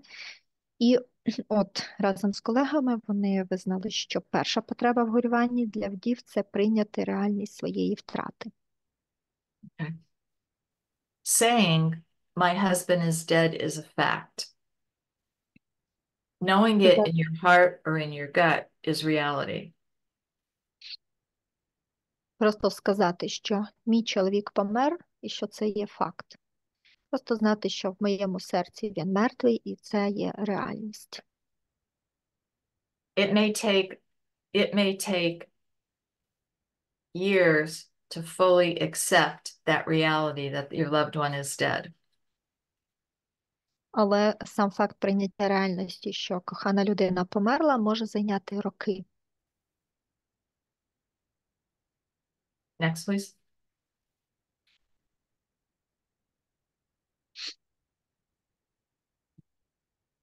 This sounds simple. Feel the pain of the loss of your husband. It sounds simple, but it's not. І друге, це звучить дуже просто. Відчуйте біль втрати чоловіка. Звучить просто, але насправді це не просто. And they're what are called doses of reality. And I've been fond of saying the first million doses of reality are the hardest. І тут є стикання з тим, що я називаю дози реальності. І, як кажуть експерти, перший 1,000,000 доз реальності є найважчим.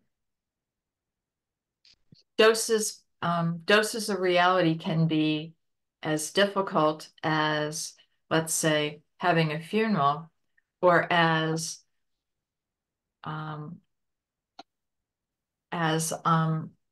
personal as seeing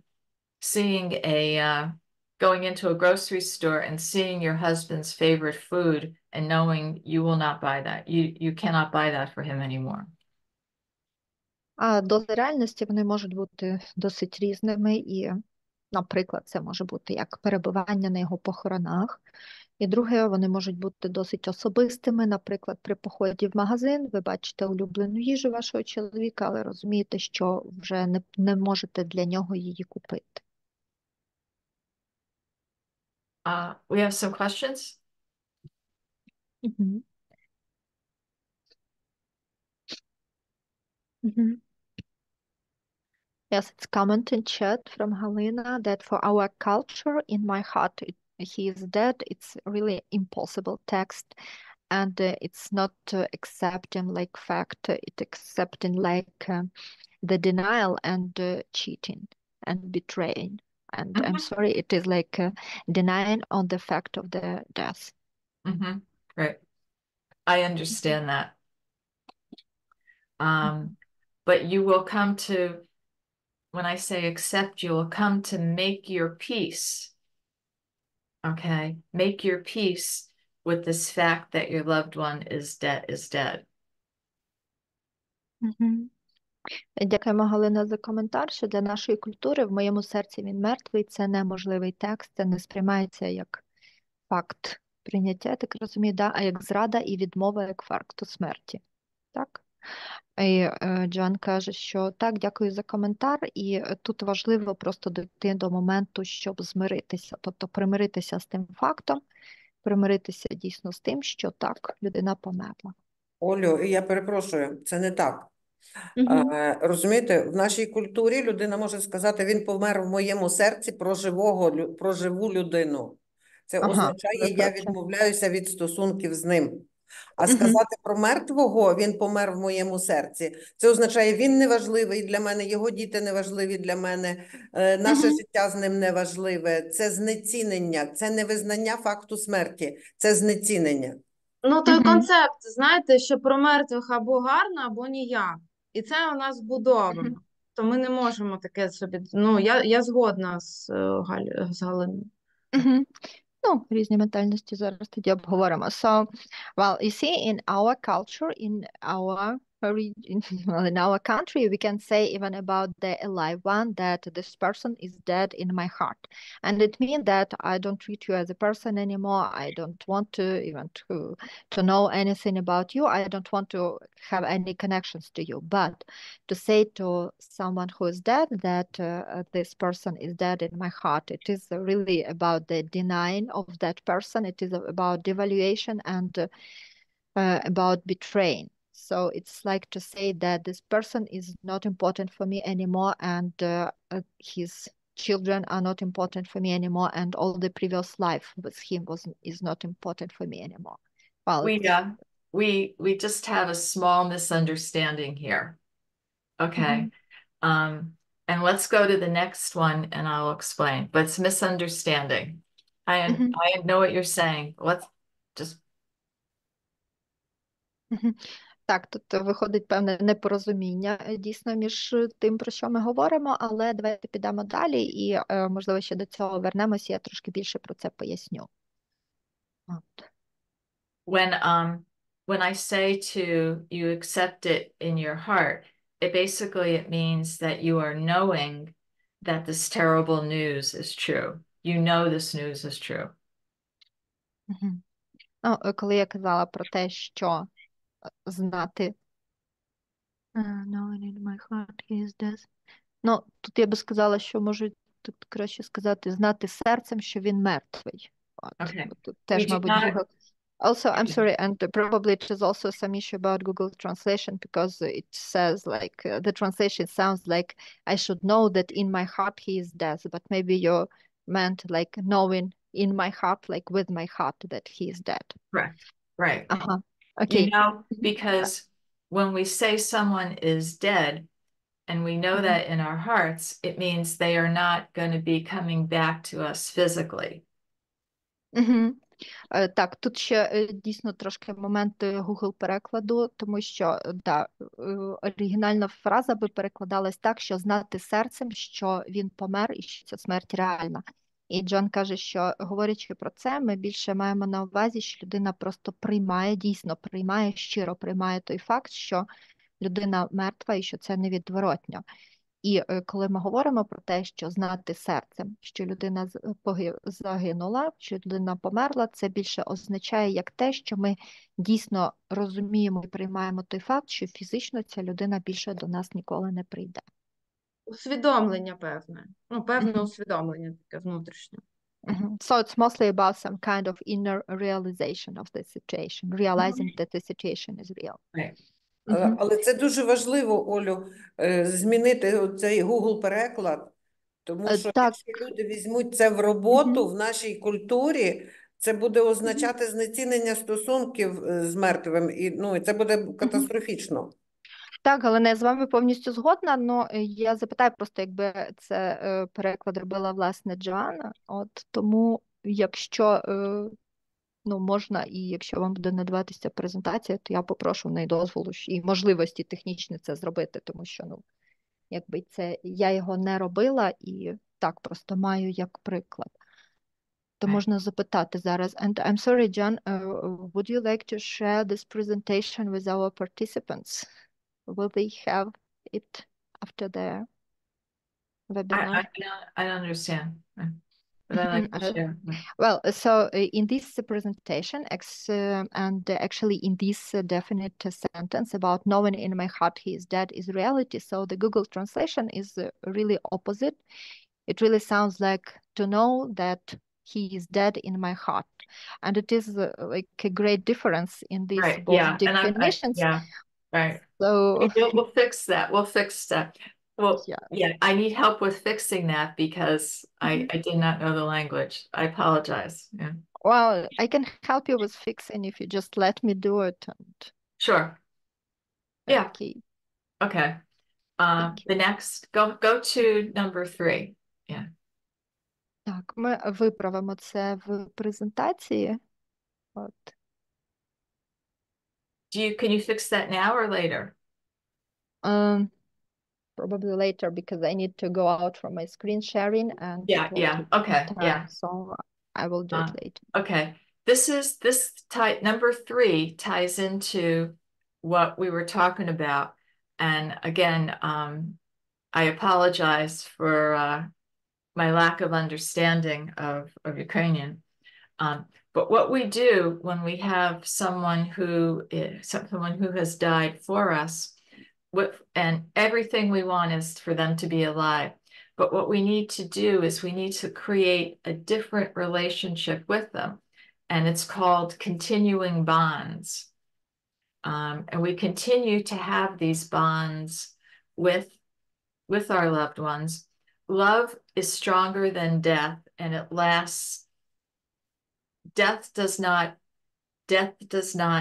stop love, nor does it stop caring. But І the relationship we have with our loved ones now becomes one of memory and maybe one of spirit. But we still love them, but not in the we don't stop loving them just because they died. And they will always have that place in your heart and in your life, but they don't have the physical place in your life. І третя потреба – це створити нові стосунки з чоловіком, тобто відповідно до тої ситуації, в якій ви вже є. Тобто розуміти, що хоча він і загинув фізично, але це не означає, що припинилася разом з його фізичним існуванням ваша любов, і це не означає, що і припинилася ваша турбота один про одного. Просто зараз, внаслідок цих обставин, ваша любов і ваші стосунки, вони перейдуть трошки в інший вимір. В основному ці стосунки тепер будуть базуватися на спогадах та на духовних, душевних стосунках. І також усвідомити, що його фізична відсутність не зупинить любов в вашому серці, і він завжди буде займати певне місце в вашому серці, в вашій душі, в вашому житті, але це буде просто не фізичне місце.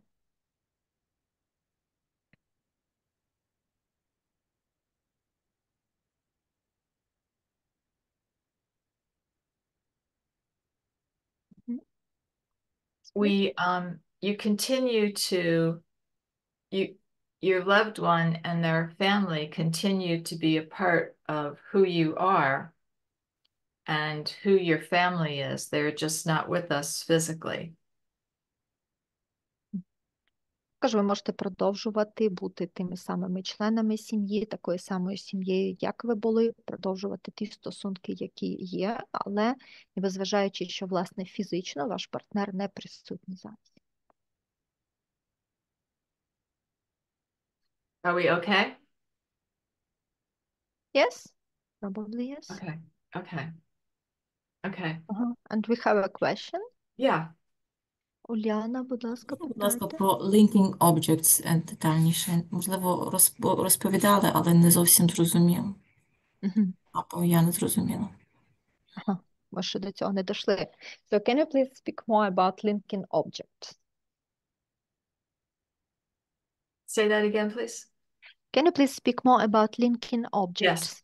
Yes. They're called linking objects, but they can either be a real type of an object or something that's symbolic, but they connect us to our loved ones in a personal way that we understand, okay, and that are priceless to us. So they're a personal connection, and it might be your loved one's sweater. It might be a piece of clothes. It may be a ring. It may be anything that's important, their last gift. It may be, I have known widows where it's taken them sometimes 2 years, 3 years to get rid of, to throw out their husband's toothbrush because they do not want to let go anything that was a part of him. Ну, це об'єкти, які пов'язують, тобто пов'язуючі об'єкти. Okay. Це якісь певні об'єкти, які мають певне символічне значення, але стосуються, власне, любові та взаєморозуміння між вами. Щось, що є для вас, для вдови, є безцінним. Щось, через що можна встановлювати і продовжувати ці особисті зв'язки між вдовою та померлим. Це може бути светр чи якісь будь-які інші елементи одягу, може бути, наприклад, обручка, або останній подарунок, отриманий від загинувшої, від померлої людини. І іноді вдовам треба 2 то й 3 роки. А я знала одну вдову, якій знадобилось 2 чи навіть 3 роки, щоб викинути зубну щітку свого чоловіка, який загинув, тому що для неї було досить складно позбутися будь-чого, що взагалі було пов'язано з ним.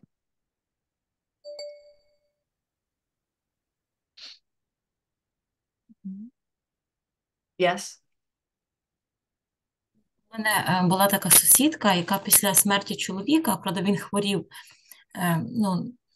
хворів довший час, вона якось одразу після місяця позбулася багатьох їхніх спільних речей. Тобто там замінила матрац на ліжку. Ну, я не знаю деталей, але я бачила, як вона виносила, вона розповідала, що вона робила це з якимось таким захопленням, з якимось таким полегшенням, так мені виглядало, наче.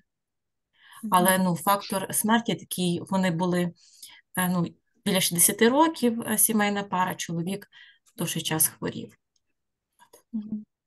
Well, I know one couple when the husband was ill for a very long time, and actually they were not young one, they were over 60, both of them, and after that husband died after a long and severe death, so probably after 1 month after the death, the wife took off a lot of their belongings which were like for both of them. For example, she threw away their mattress and she was buying some new things, and as they observed it, it was with kind of inspiration and releasing. It was it was relief, and what was it? And inspiration. Excitement. Okay. Sometimes when you have someone who has been sick for a very long time, and again, it's anticipated deaths, and in the course of their illness, your relationship changes, and in small and large ways, you grieve the loss of the life and the relationship you once had. It's not uncommon for someone who has been in that position where they've been the caretaker, okay, to feel that type of just relief, that the burdens of being a caretaker are over. І досить часто таке трапляється в стосунках, коли хтось один з сім'ї важко і довго хворіє, і з одного боку це ще також є очікувана смерть, передбачувана смерть, але тут досить часто ще є момент горювання саме за такими стосунками і за тим, що між ними було, коли ще був той член родини здоровий. І коли член родини помирає після такої довгої хвороби, то звісно ж, хтось із членів родини був йому доглядальником, і от той член родини, який був доглядальником, так, він може в цей момент відчувати лише полегшення від того, що оцей тягар доглядати важкохвору людину вже для нього закінчився. Yeah. Так? That's okay? Так, відповіли на ваше питання. Okay. Let's go to linking objects, one more thing, linking objects could also be where sometimes survivors unconsciously start taking on the habits of their loved ones to somewhere keep them close. Like maybe they'll start eating their loved one's favorite food. Okay. Or they will start using phrases that their loved one once used. These objects, they keep us connected to our loved ones. І ще один момент про ці зв'язуючі об'єкти. Досить часто людина, яка переживає втрату рідної людини, підсвідомо починає переймати певні звички людини, яка померла. Наприклад, починає їсти улюблену їжу людини, яка загинула, або починає вживати улюблені фрази, або часто вживані фрази померлого. Тобто зв'язуючі об'єкти – це є щось, що дає нам зв'язок з померлим.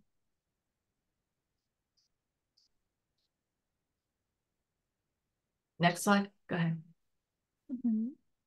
Okay. Next slide. Number 4. Okay. Well, particularly for widows, when their husband is killed, her husband dies, one of the needs that they have is to develop a new self-identity. Who are they? Who are they now? Are they, who are they with their husband dead? Are they make the journey from going from wife to widow to a woman of her own being again. And this is a need that widows have to go through.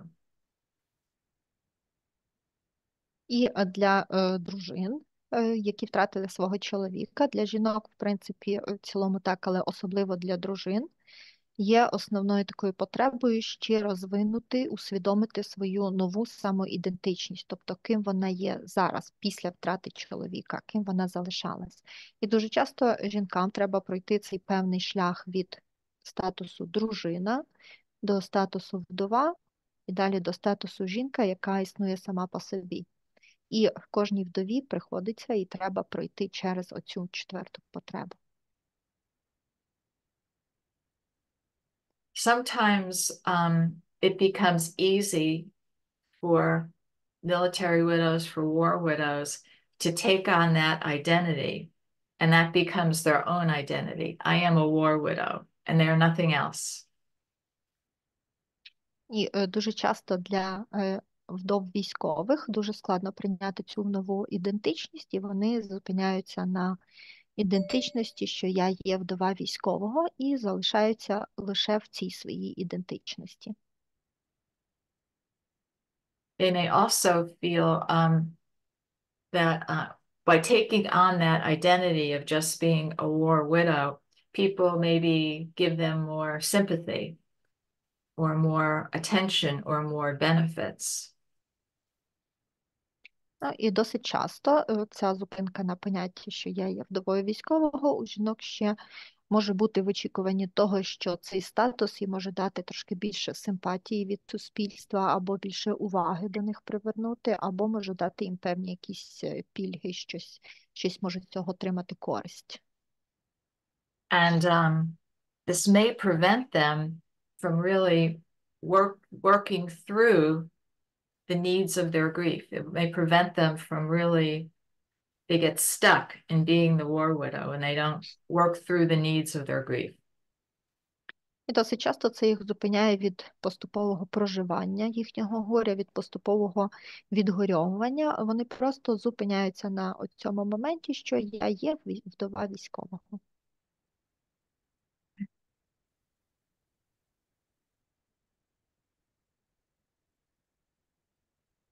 It's difficult to see how to make progress in grief. And sometimes the way to see if you're making any progress at all is to look backwards. І іноді досить складно побачити, чи має людина якийсь прогрес в горюванні, чи немає. Але якщо ви точно бачите, що людина не має ніякого прогресу в горюванні, то тоді треба озирнутися назад. When a personal example is when my first husband was killed, And it was months later, and I asked another widow, I said, how will I know, okay, if I'm doing the right thing and working through my grief? How will I know I'm getting better? І можу такий навести приклад з мого власного життя. Коли вбили мого першого чоловіка, то вже десь через місяць після його загибелі, я запитала іншу вдову, а як я знаю, що я дійсно правильно горюю, як я знаю, що моє горювання проходить, і як я знаю, що мій стан покращується. She told me, you'll know you're getting a little bit better when one day you wake up and your husband will not be your first waking thought. А вона мені відповіла, що ти дізнаєшся, що тобі стало хоч трошечки краще тоді, коли ти вранці прокинешся і твій померлий чоловік не буде першим, про що ти подумаєш після пробудження. I said to her, that's never going to happen. А я їй відповіла, так такого ніколи не буде. And yet it did one day without, Але, and I didn't realize it till later on in the day. але все ж таки один день, одного дня це сталося, і я це усвідомила в той же день, а не пізніше. But that is making progress in grief. Тому кожна людина в своєму горюванні все ж таки прогресує. Does anyone have any questions about widows? Які є ще питання про вдов? Or where they are, or what are they stuck on? Або стосовно того моменту, що де вони, на якому моменті застрягають?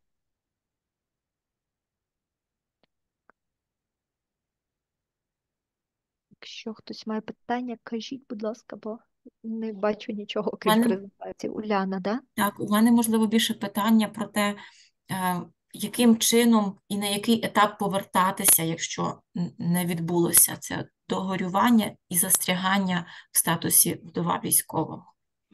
Можливо, це буде далі, тому не знаю. Well, I have a question about, actually you told that if the process of grieving is not going on forward, so we should stop and look backward. So to which stage should we look? To which stage should we come back? Just to look to see to see the progress you have made. And the progress sometimes is in very small steps. But you look back and you'll think, well, maybe like I said, I woke up one morning and he wasn't the first person I thought of, or maybe I was able to accomplish going back to work quickly, or I was able to read something and remember what I wrote, remember what I read. Or I woke up and I did not have back pain, or I didn't feel as if I can't move forward, or I was just too fatigued. Little things show progress, but you don't see it until after the fact.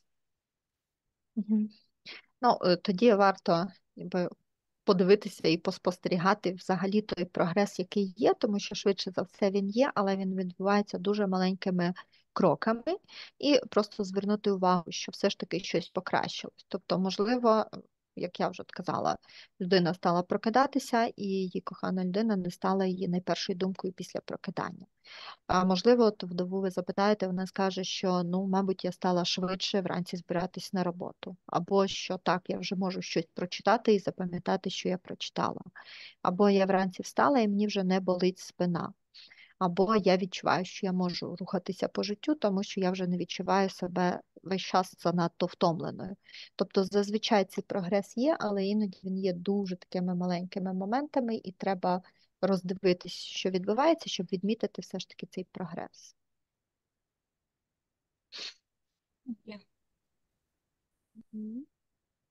Next, please. Next slide.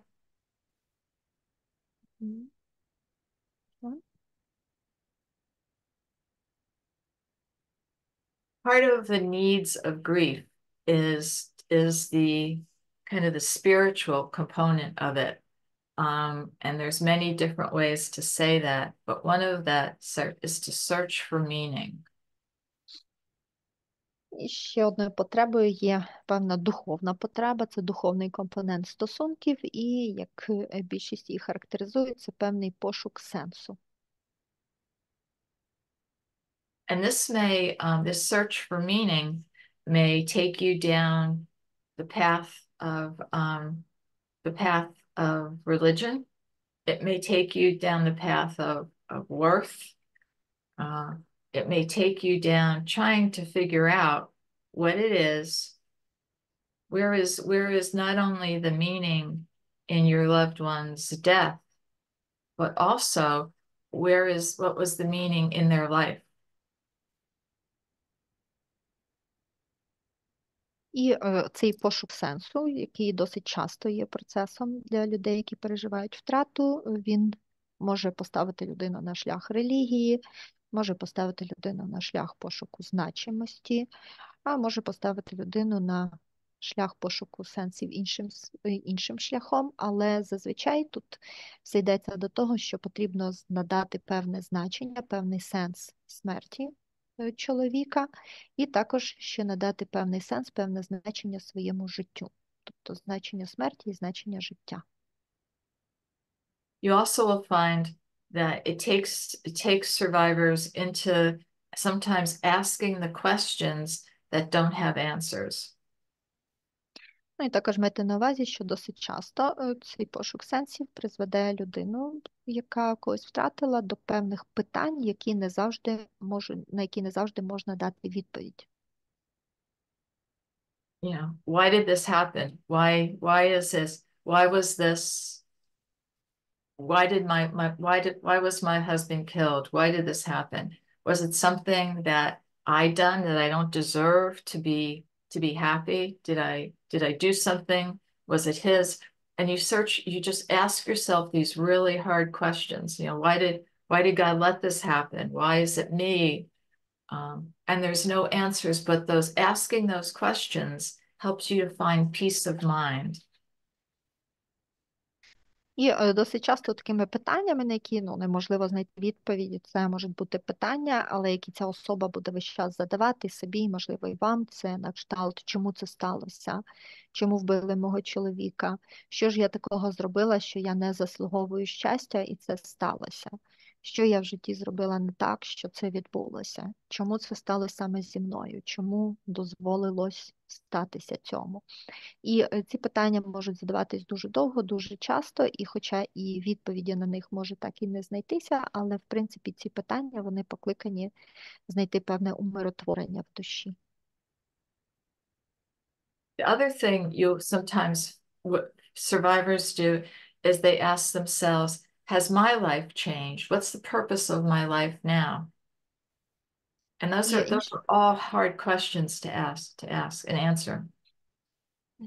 І іншим типом питань, якими досить часто задається людина, яка когось втратила, це а як змінилось моє життя і яка тепер мета мого життя? І це знову таки може бути питанням, на яке неможливо дати відповідь. Next one. Next, please. Yes. 6. Yes? Yeah. Okay. One of the need of grief is try not to do this alone.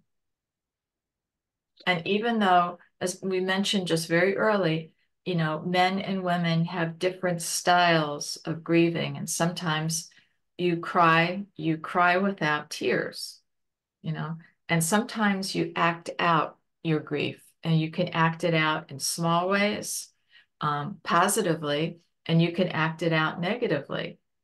Okay, but they act out. So the first need that you have is don't go it alone. Let other people help you. Turn to, first of all, learn about what you're dealing with. It's different than a death in a civilian death, because you have someone who has died for their country. You have someone who has made a sacrifice. People will say sometimes that a military death has a higher calling. І Military остання service. Yeah. Остання шоста потреба – це не робіть це на самоті, не горюйте на самоті. Завжди є якісь певні групи, де збираються жінки, які також перебувають в горюванні, і дуже багато людей, вони можуть бути одночасно на різних стадіях горювання, але ви можете також у них отримати багато підтримки. Тобто ви будете перебувати з кимось на одній стадії, з кимось на іншим. Також ви можете і їх в чомусь підтримати, але також ви можете, як ми вже говорили, горювати без сліз. Але, в принципі, в цілому горювання, воно завжди в чомусь буде виражатися, воно знайде свій вихід. І вихід горювання може знаходити в певних позитивних діях або в певних негативних діях.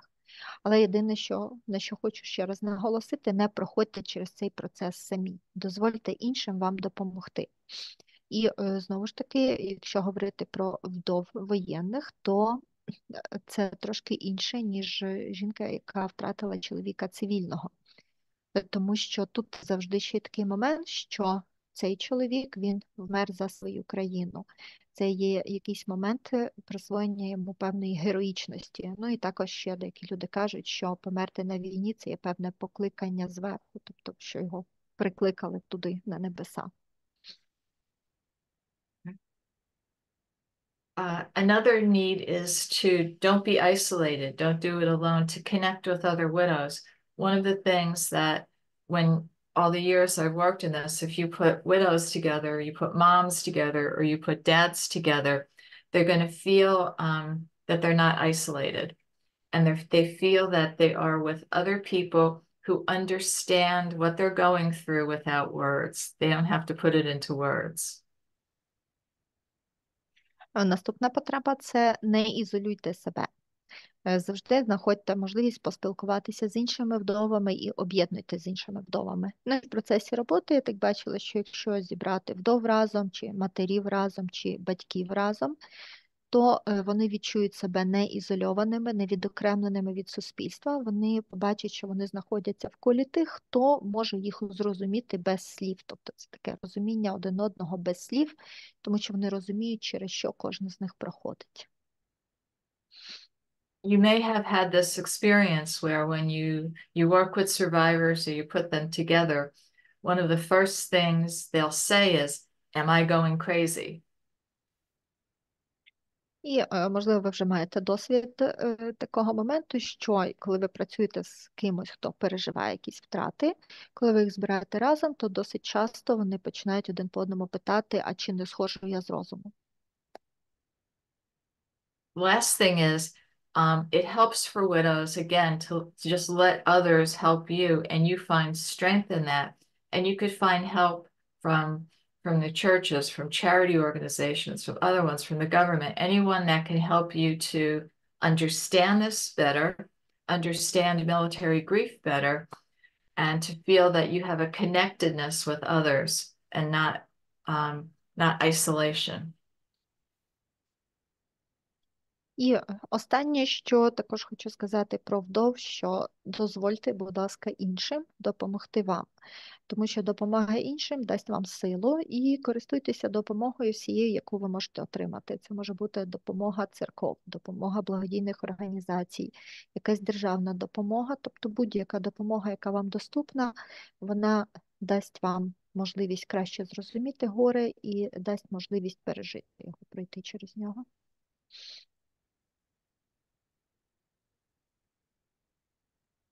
Question. Можна питання? Джоан, а як ви відповідаєте на це питання, коли вдова запитує, чи не схожу я з розуму? Що ви відповідаєте? Okay, and Joanne, what are you answering that question when the widow is asking, am I going crazy? I've asked that question, and the answer is no, you're not. This is normal for the type of loss that you've experienced. You know, given that you've had this loss, this is a normal reaction to this traumatic situation. Отак, мене питали це питання, і я зазвичай відповідаю, що ні, ви не сходите з розуму, це не так. І те, що ви відчуваєте, це є нормальним для того типу втрати, яку ви зараз переживаєте. І проходити через таку втрату, це, в принципі, є нормально мати такі відчуття в цей час. What I've learned from all of the people that I've worked with, from the military, from other survivors, is that the more you know about military grief, the more you will feel that you're not going crazy. This is just a normal reaction to this traumatic situation. І також, що ще я дізналася зі свого досвіду і з досвіду моїх колег, це те, чим більше ти знаєш, більше вивчаєш про саме воєнне горювання, тим більше ти знаєш і ти впевнений, що ти не сходиш з розуму, що це просто є нормальне переживання в процесі такого травматичного горювання, такого травматичного досвіду. One last personal example is years ago when my husband was killed, and he was killed with 7 others. And we went to psychologists, and we found we were more isolated than we were helped. And it wasn't that they weren't good people, it was just they didn't understand the nature of our loss.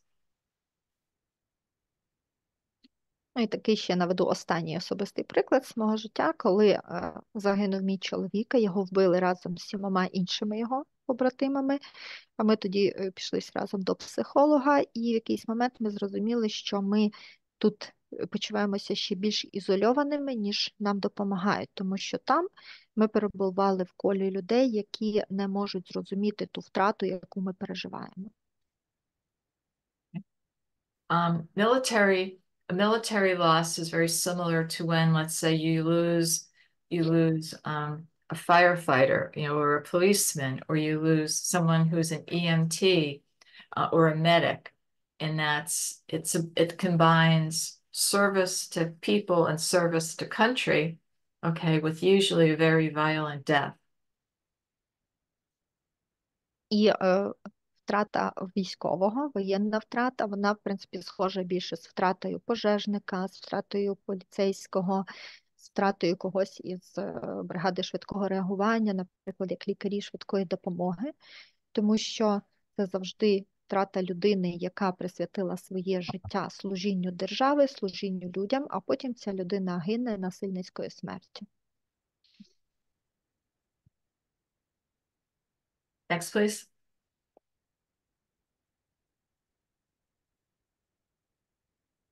Okay. This I like. This is a physical a diagram of what stress looks like to the body. Whether it's, it's a headache, whether it's, they get a lump in your throat, you have back pain, but this is what stress looks like. And I use this here because grief is the ultimate stressor.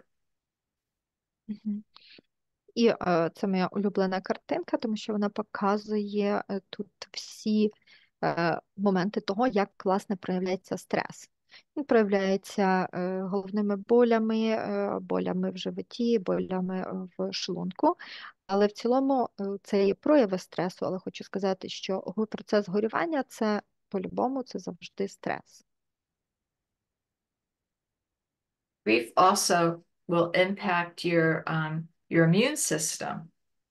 So if someone has, let's say, a physical illness or a mental health illness, and it may have been fine, grief has a way of bringing that to the surface again. І також горювання впливає ще на імунну систему людини. І якщо в людини були до того якісь певні фізичні або ментальні розлади здоров'я, то горювання все це витягне на поверхню. Last slide, please.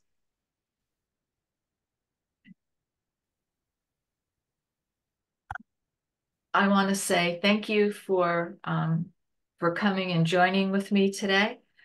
Does anyone else have any other questions, either now, or feel free to contact Vladimir with questions or to write to me, although Google didn't know how to translate my email address.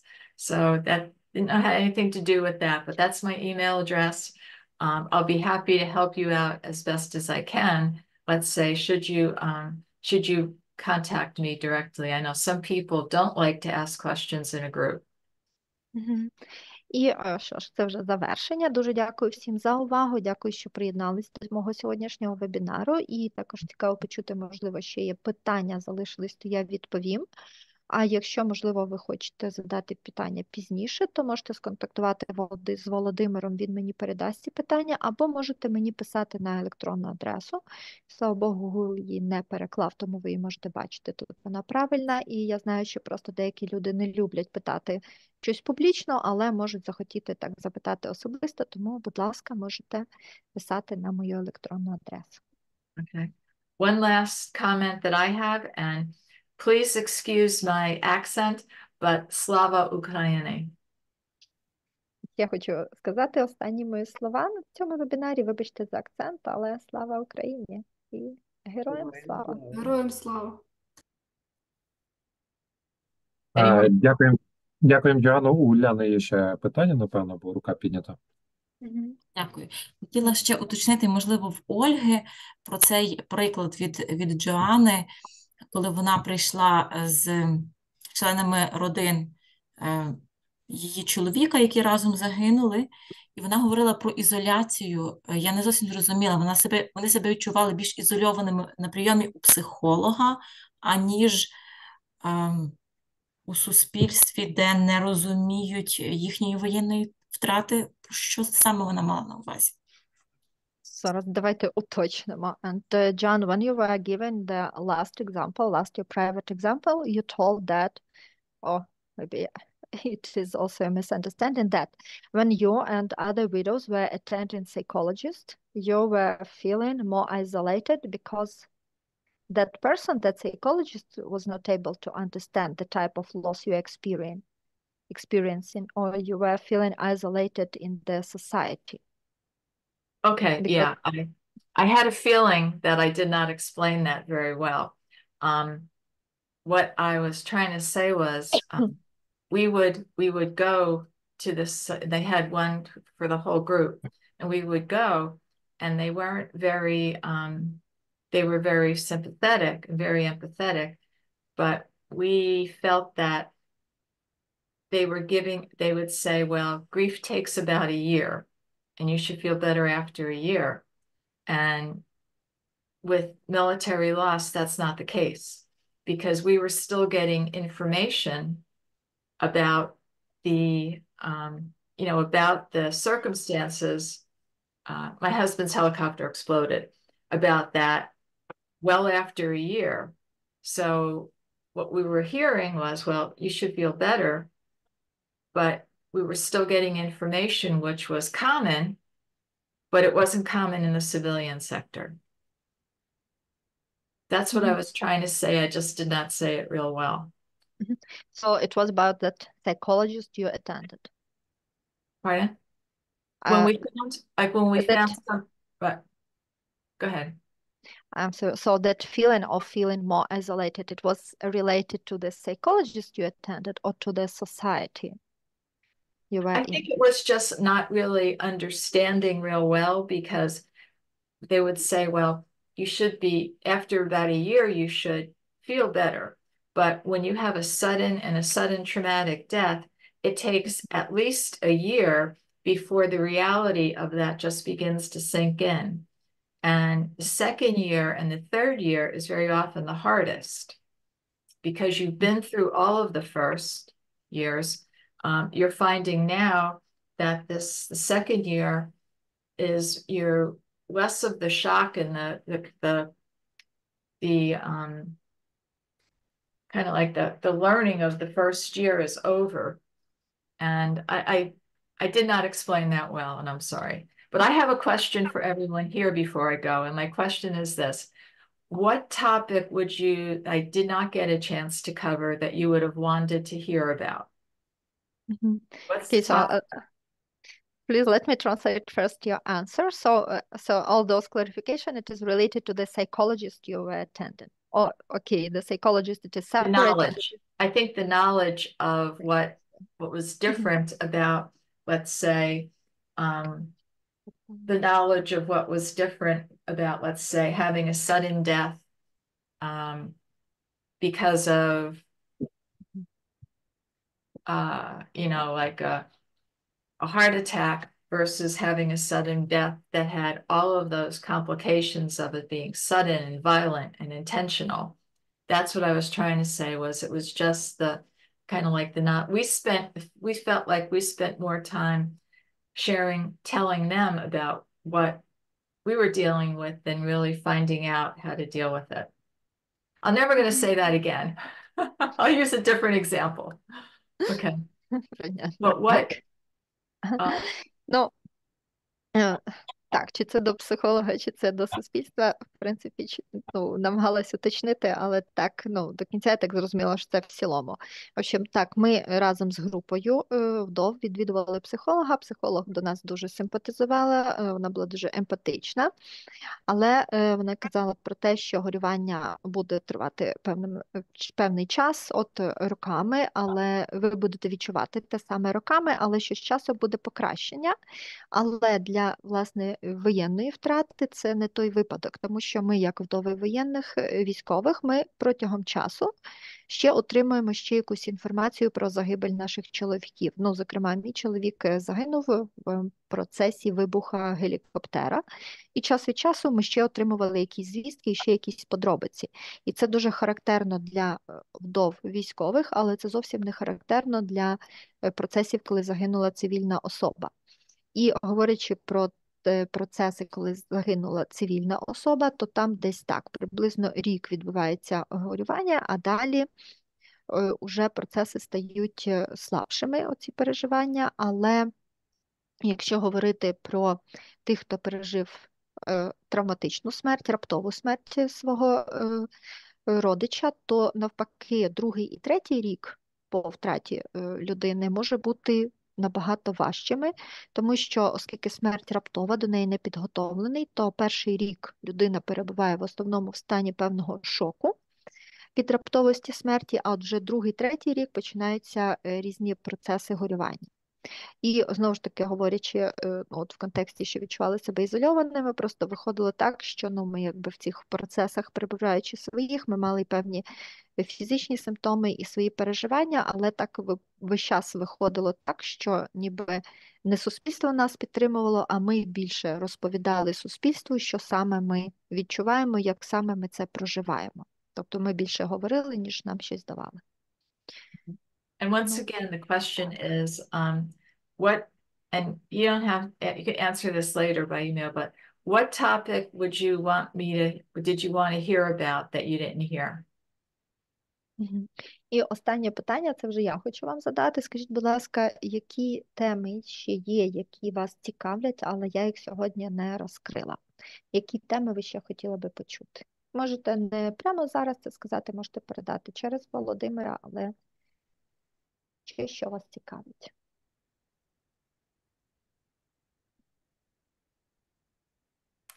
Я можу сказати зараз, можна сказати, так? Я хотіла почути про зниклих безвісті. От як в цьому випадку працювати з жінками, з дружинами?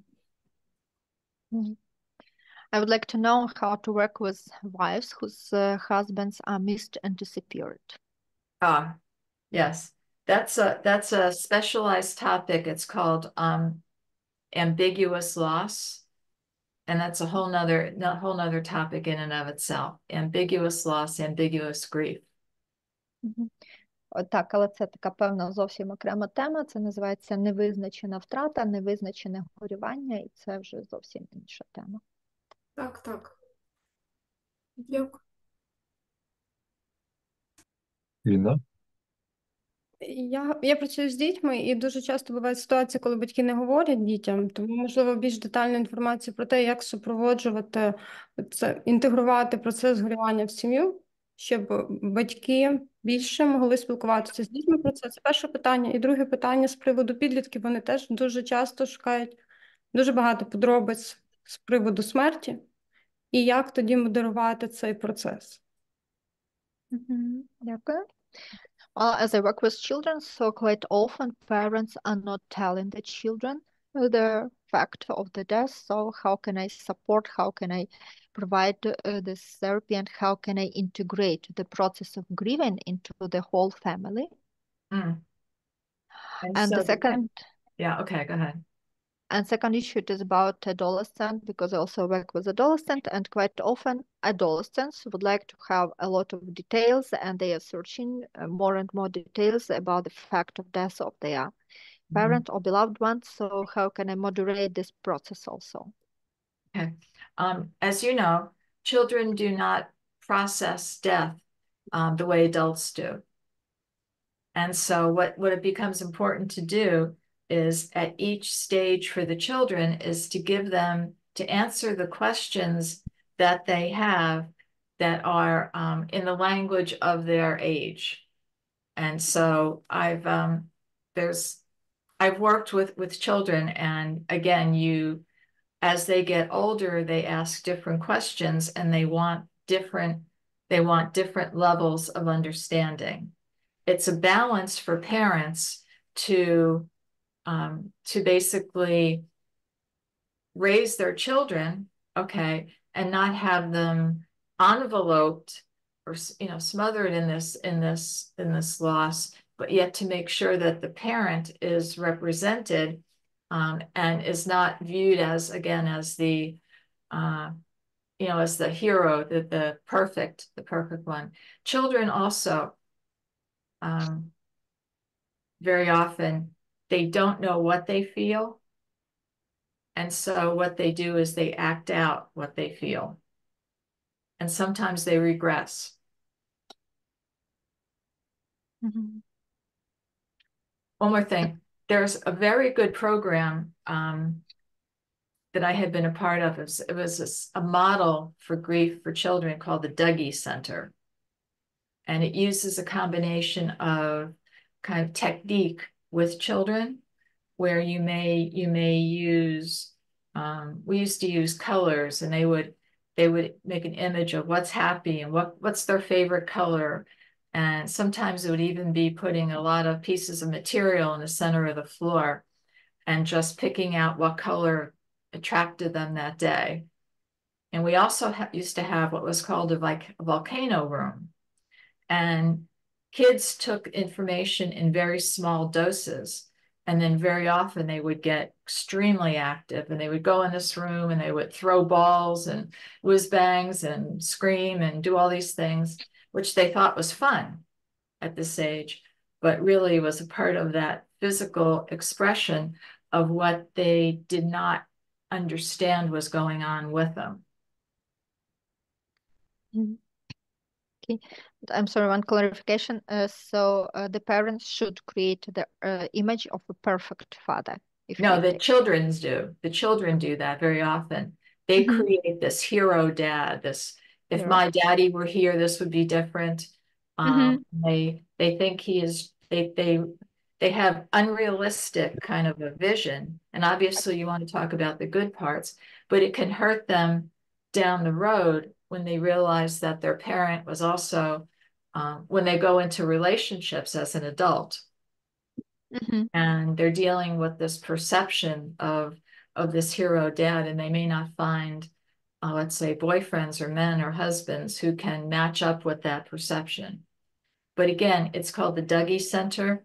It has a really good process for kids to act out and process grief with techniques. And I could tell you more about it, but I would need to go back and refresh my notes on it. And can you please write in chat this Dougie Center? Pardon? Just the definition itself. Can you please write in chat the name, the title, Dougie Center? Have you write it? I'll have to find that out for you. It was a process that they used, and we used it here in Norfolk, Virginia, and was very effective. От. І в цілому вам варто знати, і я думаю, що ви знаєте, що діти не опрацьовують смерть в такий самий спосіб, як це роблять дорослі. Діти задають дуже багато питань в процесі свого дорослішання, і ці питання в різні вікові періоди будуть дуже різними, і дуже важливо дитині дати відповіді на всі питання, які вона задає, і дати це у формі відповідній до віку. І чим діти стають старшими, то їх питання змінюються, і в них також змінюється і суть питань, і рівень розуміння ситуації та питань. Також ще дуже важливо створити для батьків певний баланс, тому що коли в процесі, коли батьки ростять дітей, звичайно, діти задають питання, батьки намагаються відповідати і створити ж певний образ загиблого батька, але важливо розуміти, що діти створюють образ ідеального батька-героя, наділяють його певними героїчними ідеальними характеристиками, і важливо все ж таки, щоб батьки, ну і ви як терапевт, говорили про хороші сторони батька, який загинув, але також, щоб це було якби в межах того, що він був людиною, тому що дуже часто потім, коли дитина виростає, то її дуже так боляче опускають на землю той факт, що дитина починає шукати собі життєвого партнера, основуючись на оцих ідеалізованих уявленнях про батька, і стикається з тою реальністю, що так не є. І також ще дуже часто діти, вони можуть не розуміти свої відчуття, не розуміти, що вони відчувають, але можуть намагатися певними діями виражати свої відчуття, тобто своєю поведінкою проявляти свої відчуття, але вони не зможуть це назвати і описати. І от у нас є Дагіс-центр. Це такий певний центр, де ми працюємо з дітьми і працюємо, допомагаючи їм виражати їхні емоції та почуття. Ми там дуже багато працюємо з кольорами, наприклад, просимо назвати свій улюблений колір чи, наприклад, улюблений колір дня, тобто який колір для тебе улюблений сьогодні, просимо, наприклад, використай кольори, намалюй щастя, або навіть іноді ми на підлозі розкладаємо певні шматочки матерії і просимо дитину, вони також кольорові, вибрати там, а що для тебе найкрасивіше, там найулюбленіший твій колір, найкрасивіше сьогодні. Також там в нас є певна кімната вулкан, і оскільки діти сприймають інформацію маленькими дозами, і то свої певні переживання їм треба десь викинути. І от в цій кімнаті вулкан діти можуть кидатися різними кульками, м'ячиками, стрибати, гойдатися, кричати. Тобто вони це все сприймають як певну таку дуже веселу гру, їм це подобається. Але з іншого боку, це також є певне встановлення фізичного зв'язку з тими емоціями, які діти переживають. Дякуємо, колеги. Я бачу, у вас ще є питання, є в Віки питання, є в Галини. Думаю, ще є і по провину, і інші речі. Ми їх, напевно, краще для розширеного курсу винесемо і підготуємося, тому що ми вже так перебрали часу. And dear John, we still have a lot of questions, but as we overtook the time, so probably we can stop here, and can we pass these questions to you and maybe you will give the answers? Surely. I have just one, and I saw someone had their hand up, but I have just one thing I want to toss out, and that is, we talked about war widows, combat widows, and I was curious if you all work with widows of service members who were in the military but did not die in war, or family members, where they died from, let's say, from accidents, okay, or from friendly fire, where those things happen in combat, or they die from an illness or a disease, or they die from a training accident, or they die by homicide, or they die by suicide. How are these widows? Are these widows considered war widows, or are they? And how are they addressed? Those are important topics that we did not cover. And if it is important, we can cover those at another time. Thank you. І Джон каже, що ці питання, які ще залишились, можна їй передати, вона відповість. От тому, Уляна, ви тримали руку, можете також написати, можливо, в чат. Але в Джон ще є питання до аудиторії. Скажіть, будь ласка, чи стикались ви з вдовами військових, але тих військових, які загинули не в процесі бойових дій? Тобто, наприклад, загинули, будучи військовими, в аварії, від хвороб, в якихось на тренуваннях, або від так званого дружнього вогню, тобто застрелені випадково своєю стороною, або які були вбиті, але не під час воєнних дій, або які скоїли суїцид. То чи в вашій країні це трактується також як вдови військових? І чи цікава вам ця тема, чи хотіли б ви також ще на цю тему вебінар? Скажіть, будь ласка. Ця тема однозначно цікава, тому що навіть якщо брати від автомобільних аварій, щомісяця близько сотні чоловік військових гине наразі. Well, this topic is really interesting for us, and it would be extremely useful because nowadays we have several hundreds of military who died in accidents each month. І значна частина є, звісно, що пов'язана з суїцидами смертей. And for sure, we have a lot of deaths connected with suicides. Sure. And that's yeah. What happened in other places where I've worked is that for the service members who died, let's say, not in combat, but in an accident while training, while traveling, their death and the widow's grief is seen as less relevant. It's not as important as the combat deaths. And that creates something in those survivors called disenfranchised grief, where their loss is not acknowledged.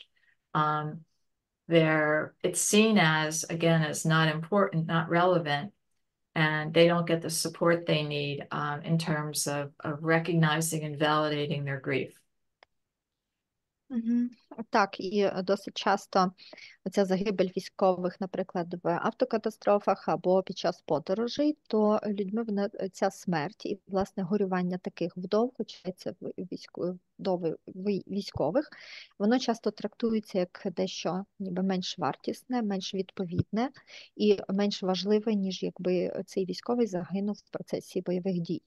І от тоді відбувається процес певний, який називається ніби як відсторонене горювання. Тобто є це горювання, але цей процес вважається не настільки важливим, як процес горювання інших. Але тут теж дуже важливо цим вдовам створювати певні осередки і надавати підтримку.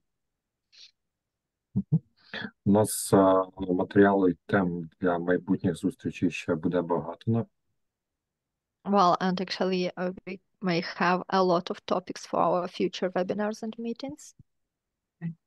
І ми виділили вже 3 категорії, скажімо, 3 загиблих, вдови і окремо роботи з дітьми.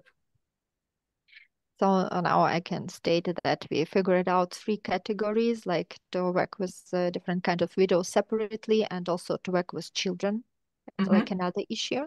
Right, and to work with parents, if you have any. І робота з батьками, якщо вам це теж цікаво, так? Так. And service members. І кількість запитів росте. І також ще Джон каже ще про роботу з сослуживцями, з тими, хто на службі. And also, unfortunately, we have more and more requests for this.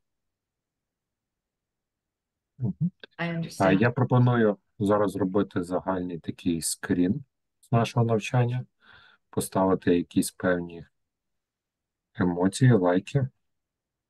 And I would like to make a screenshot for all of us, screenshot of this event, and I would like you maybe to put some emojis for Joan. So we are putting hearts.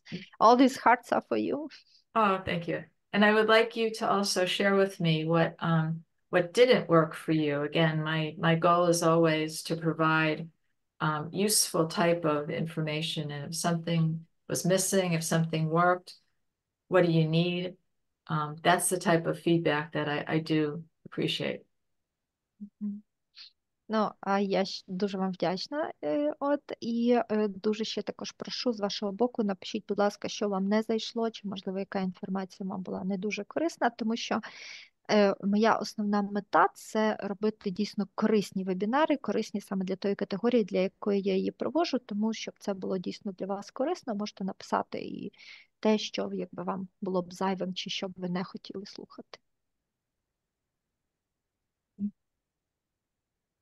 Дякуємо, Джоан. Все було чітко, структуровано. So, thank you, John. Thank you, John, very much. Thank you for being so much structured and clear. So, as really a former engineer. And Google Translate's not my friend. Бачите, як з Google Translate ми не подружились, але And maybe share the presentation between the participants of this webinar. Sure. Okay. Thank you Okay, so thank Так. you. Okay. Ми сподіваємося на швидку наступну зустріч вже, напевно, з Нового року.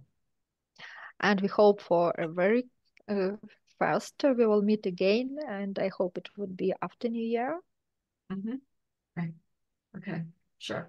And once again, I will try my Ukrainian with Slava Ukraini. Героям Героям слава. Героям слава і радісних різдвяних свят. So have a happy Christmas and happy New Year. Thank you very much. And the same. Okay. All right. To peace. For peace. Thank you.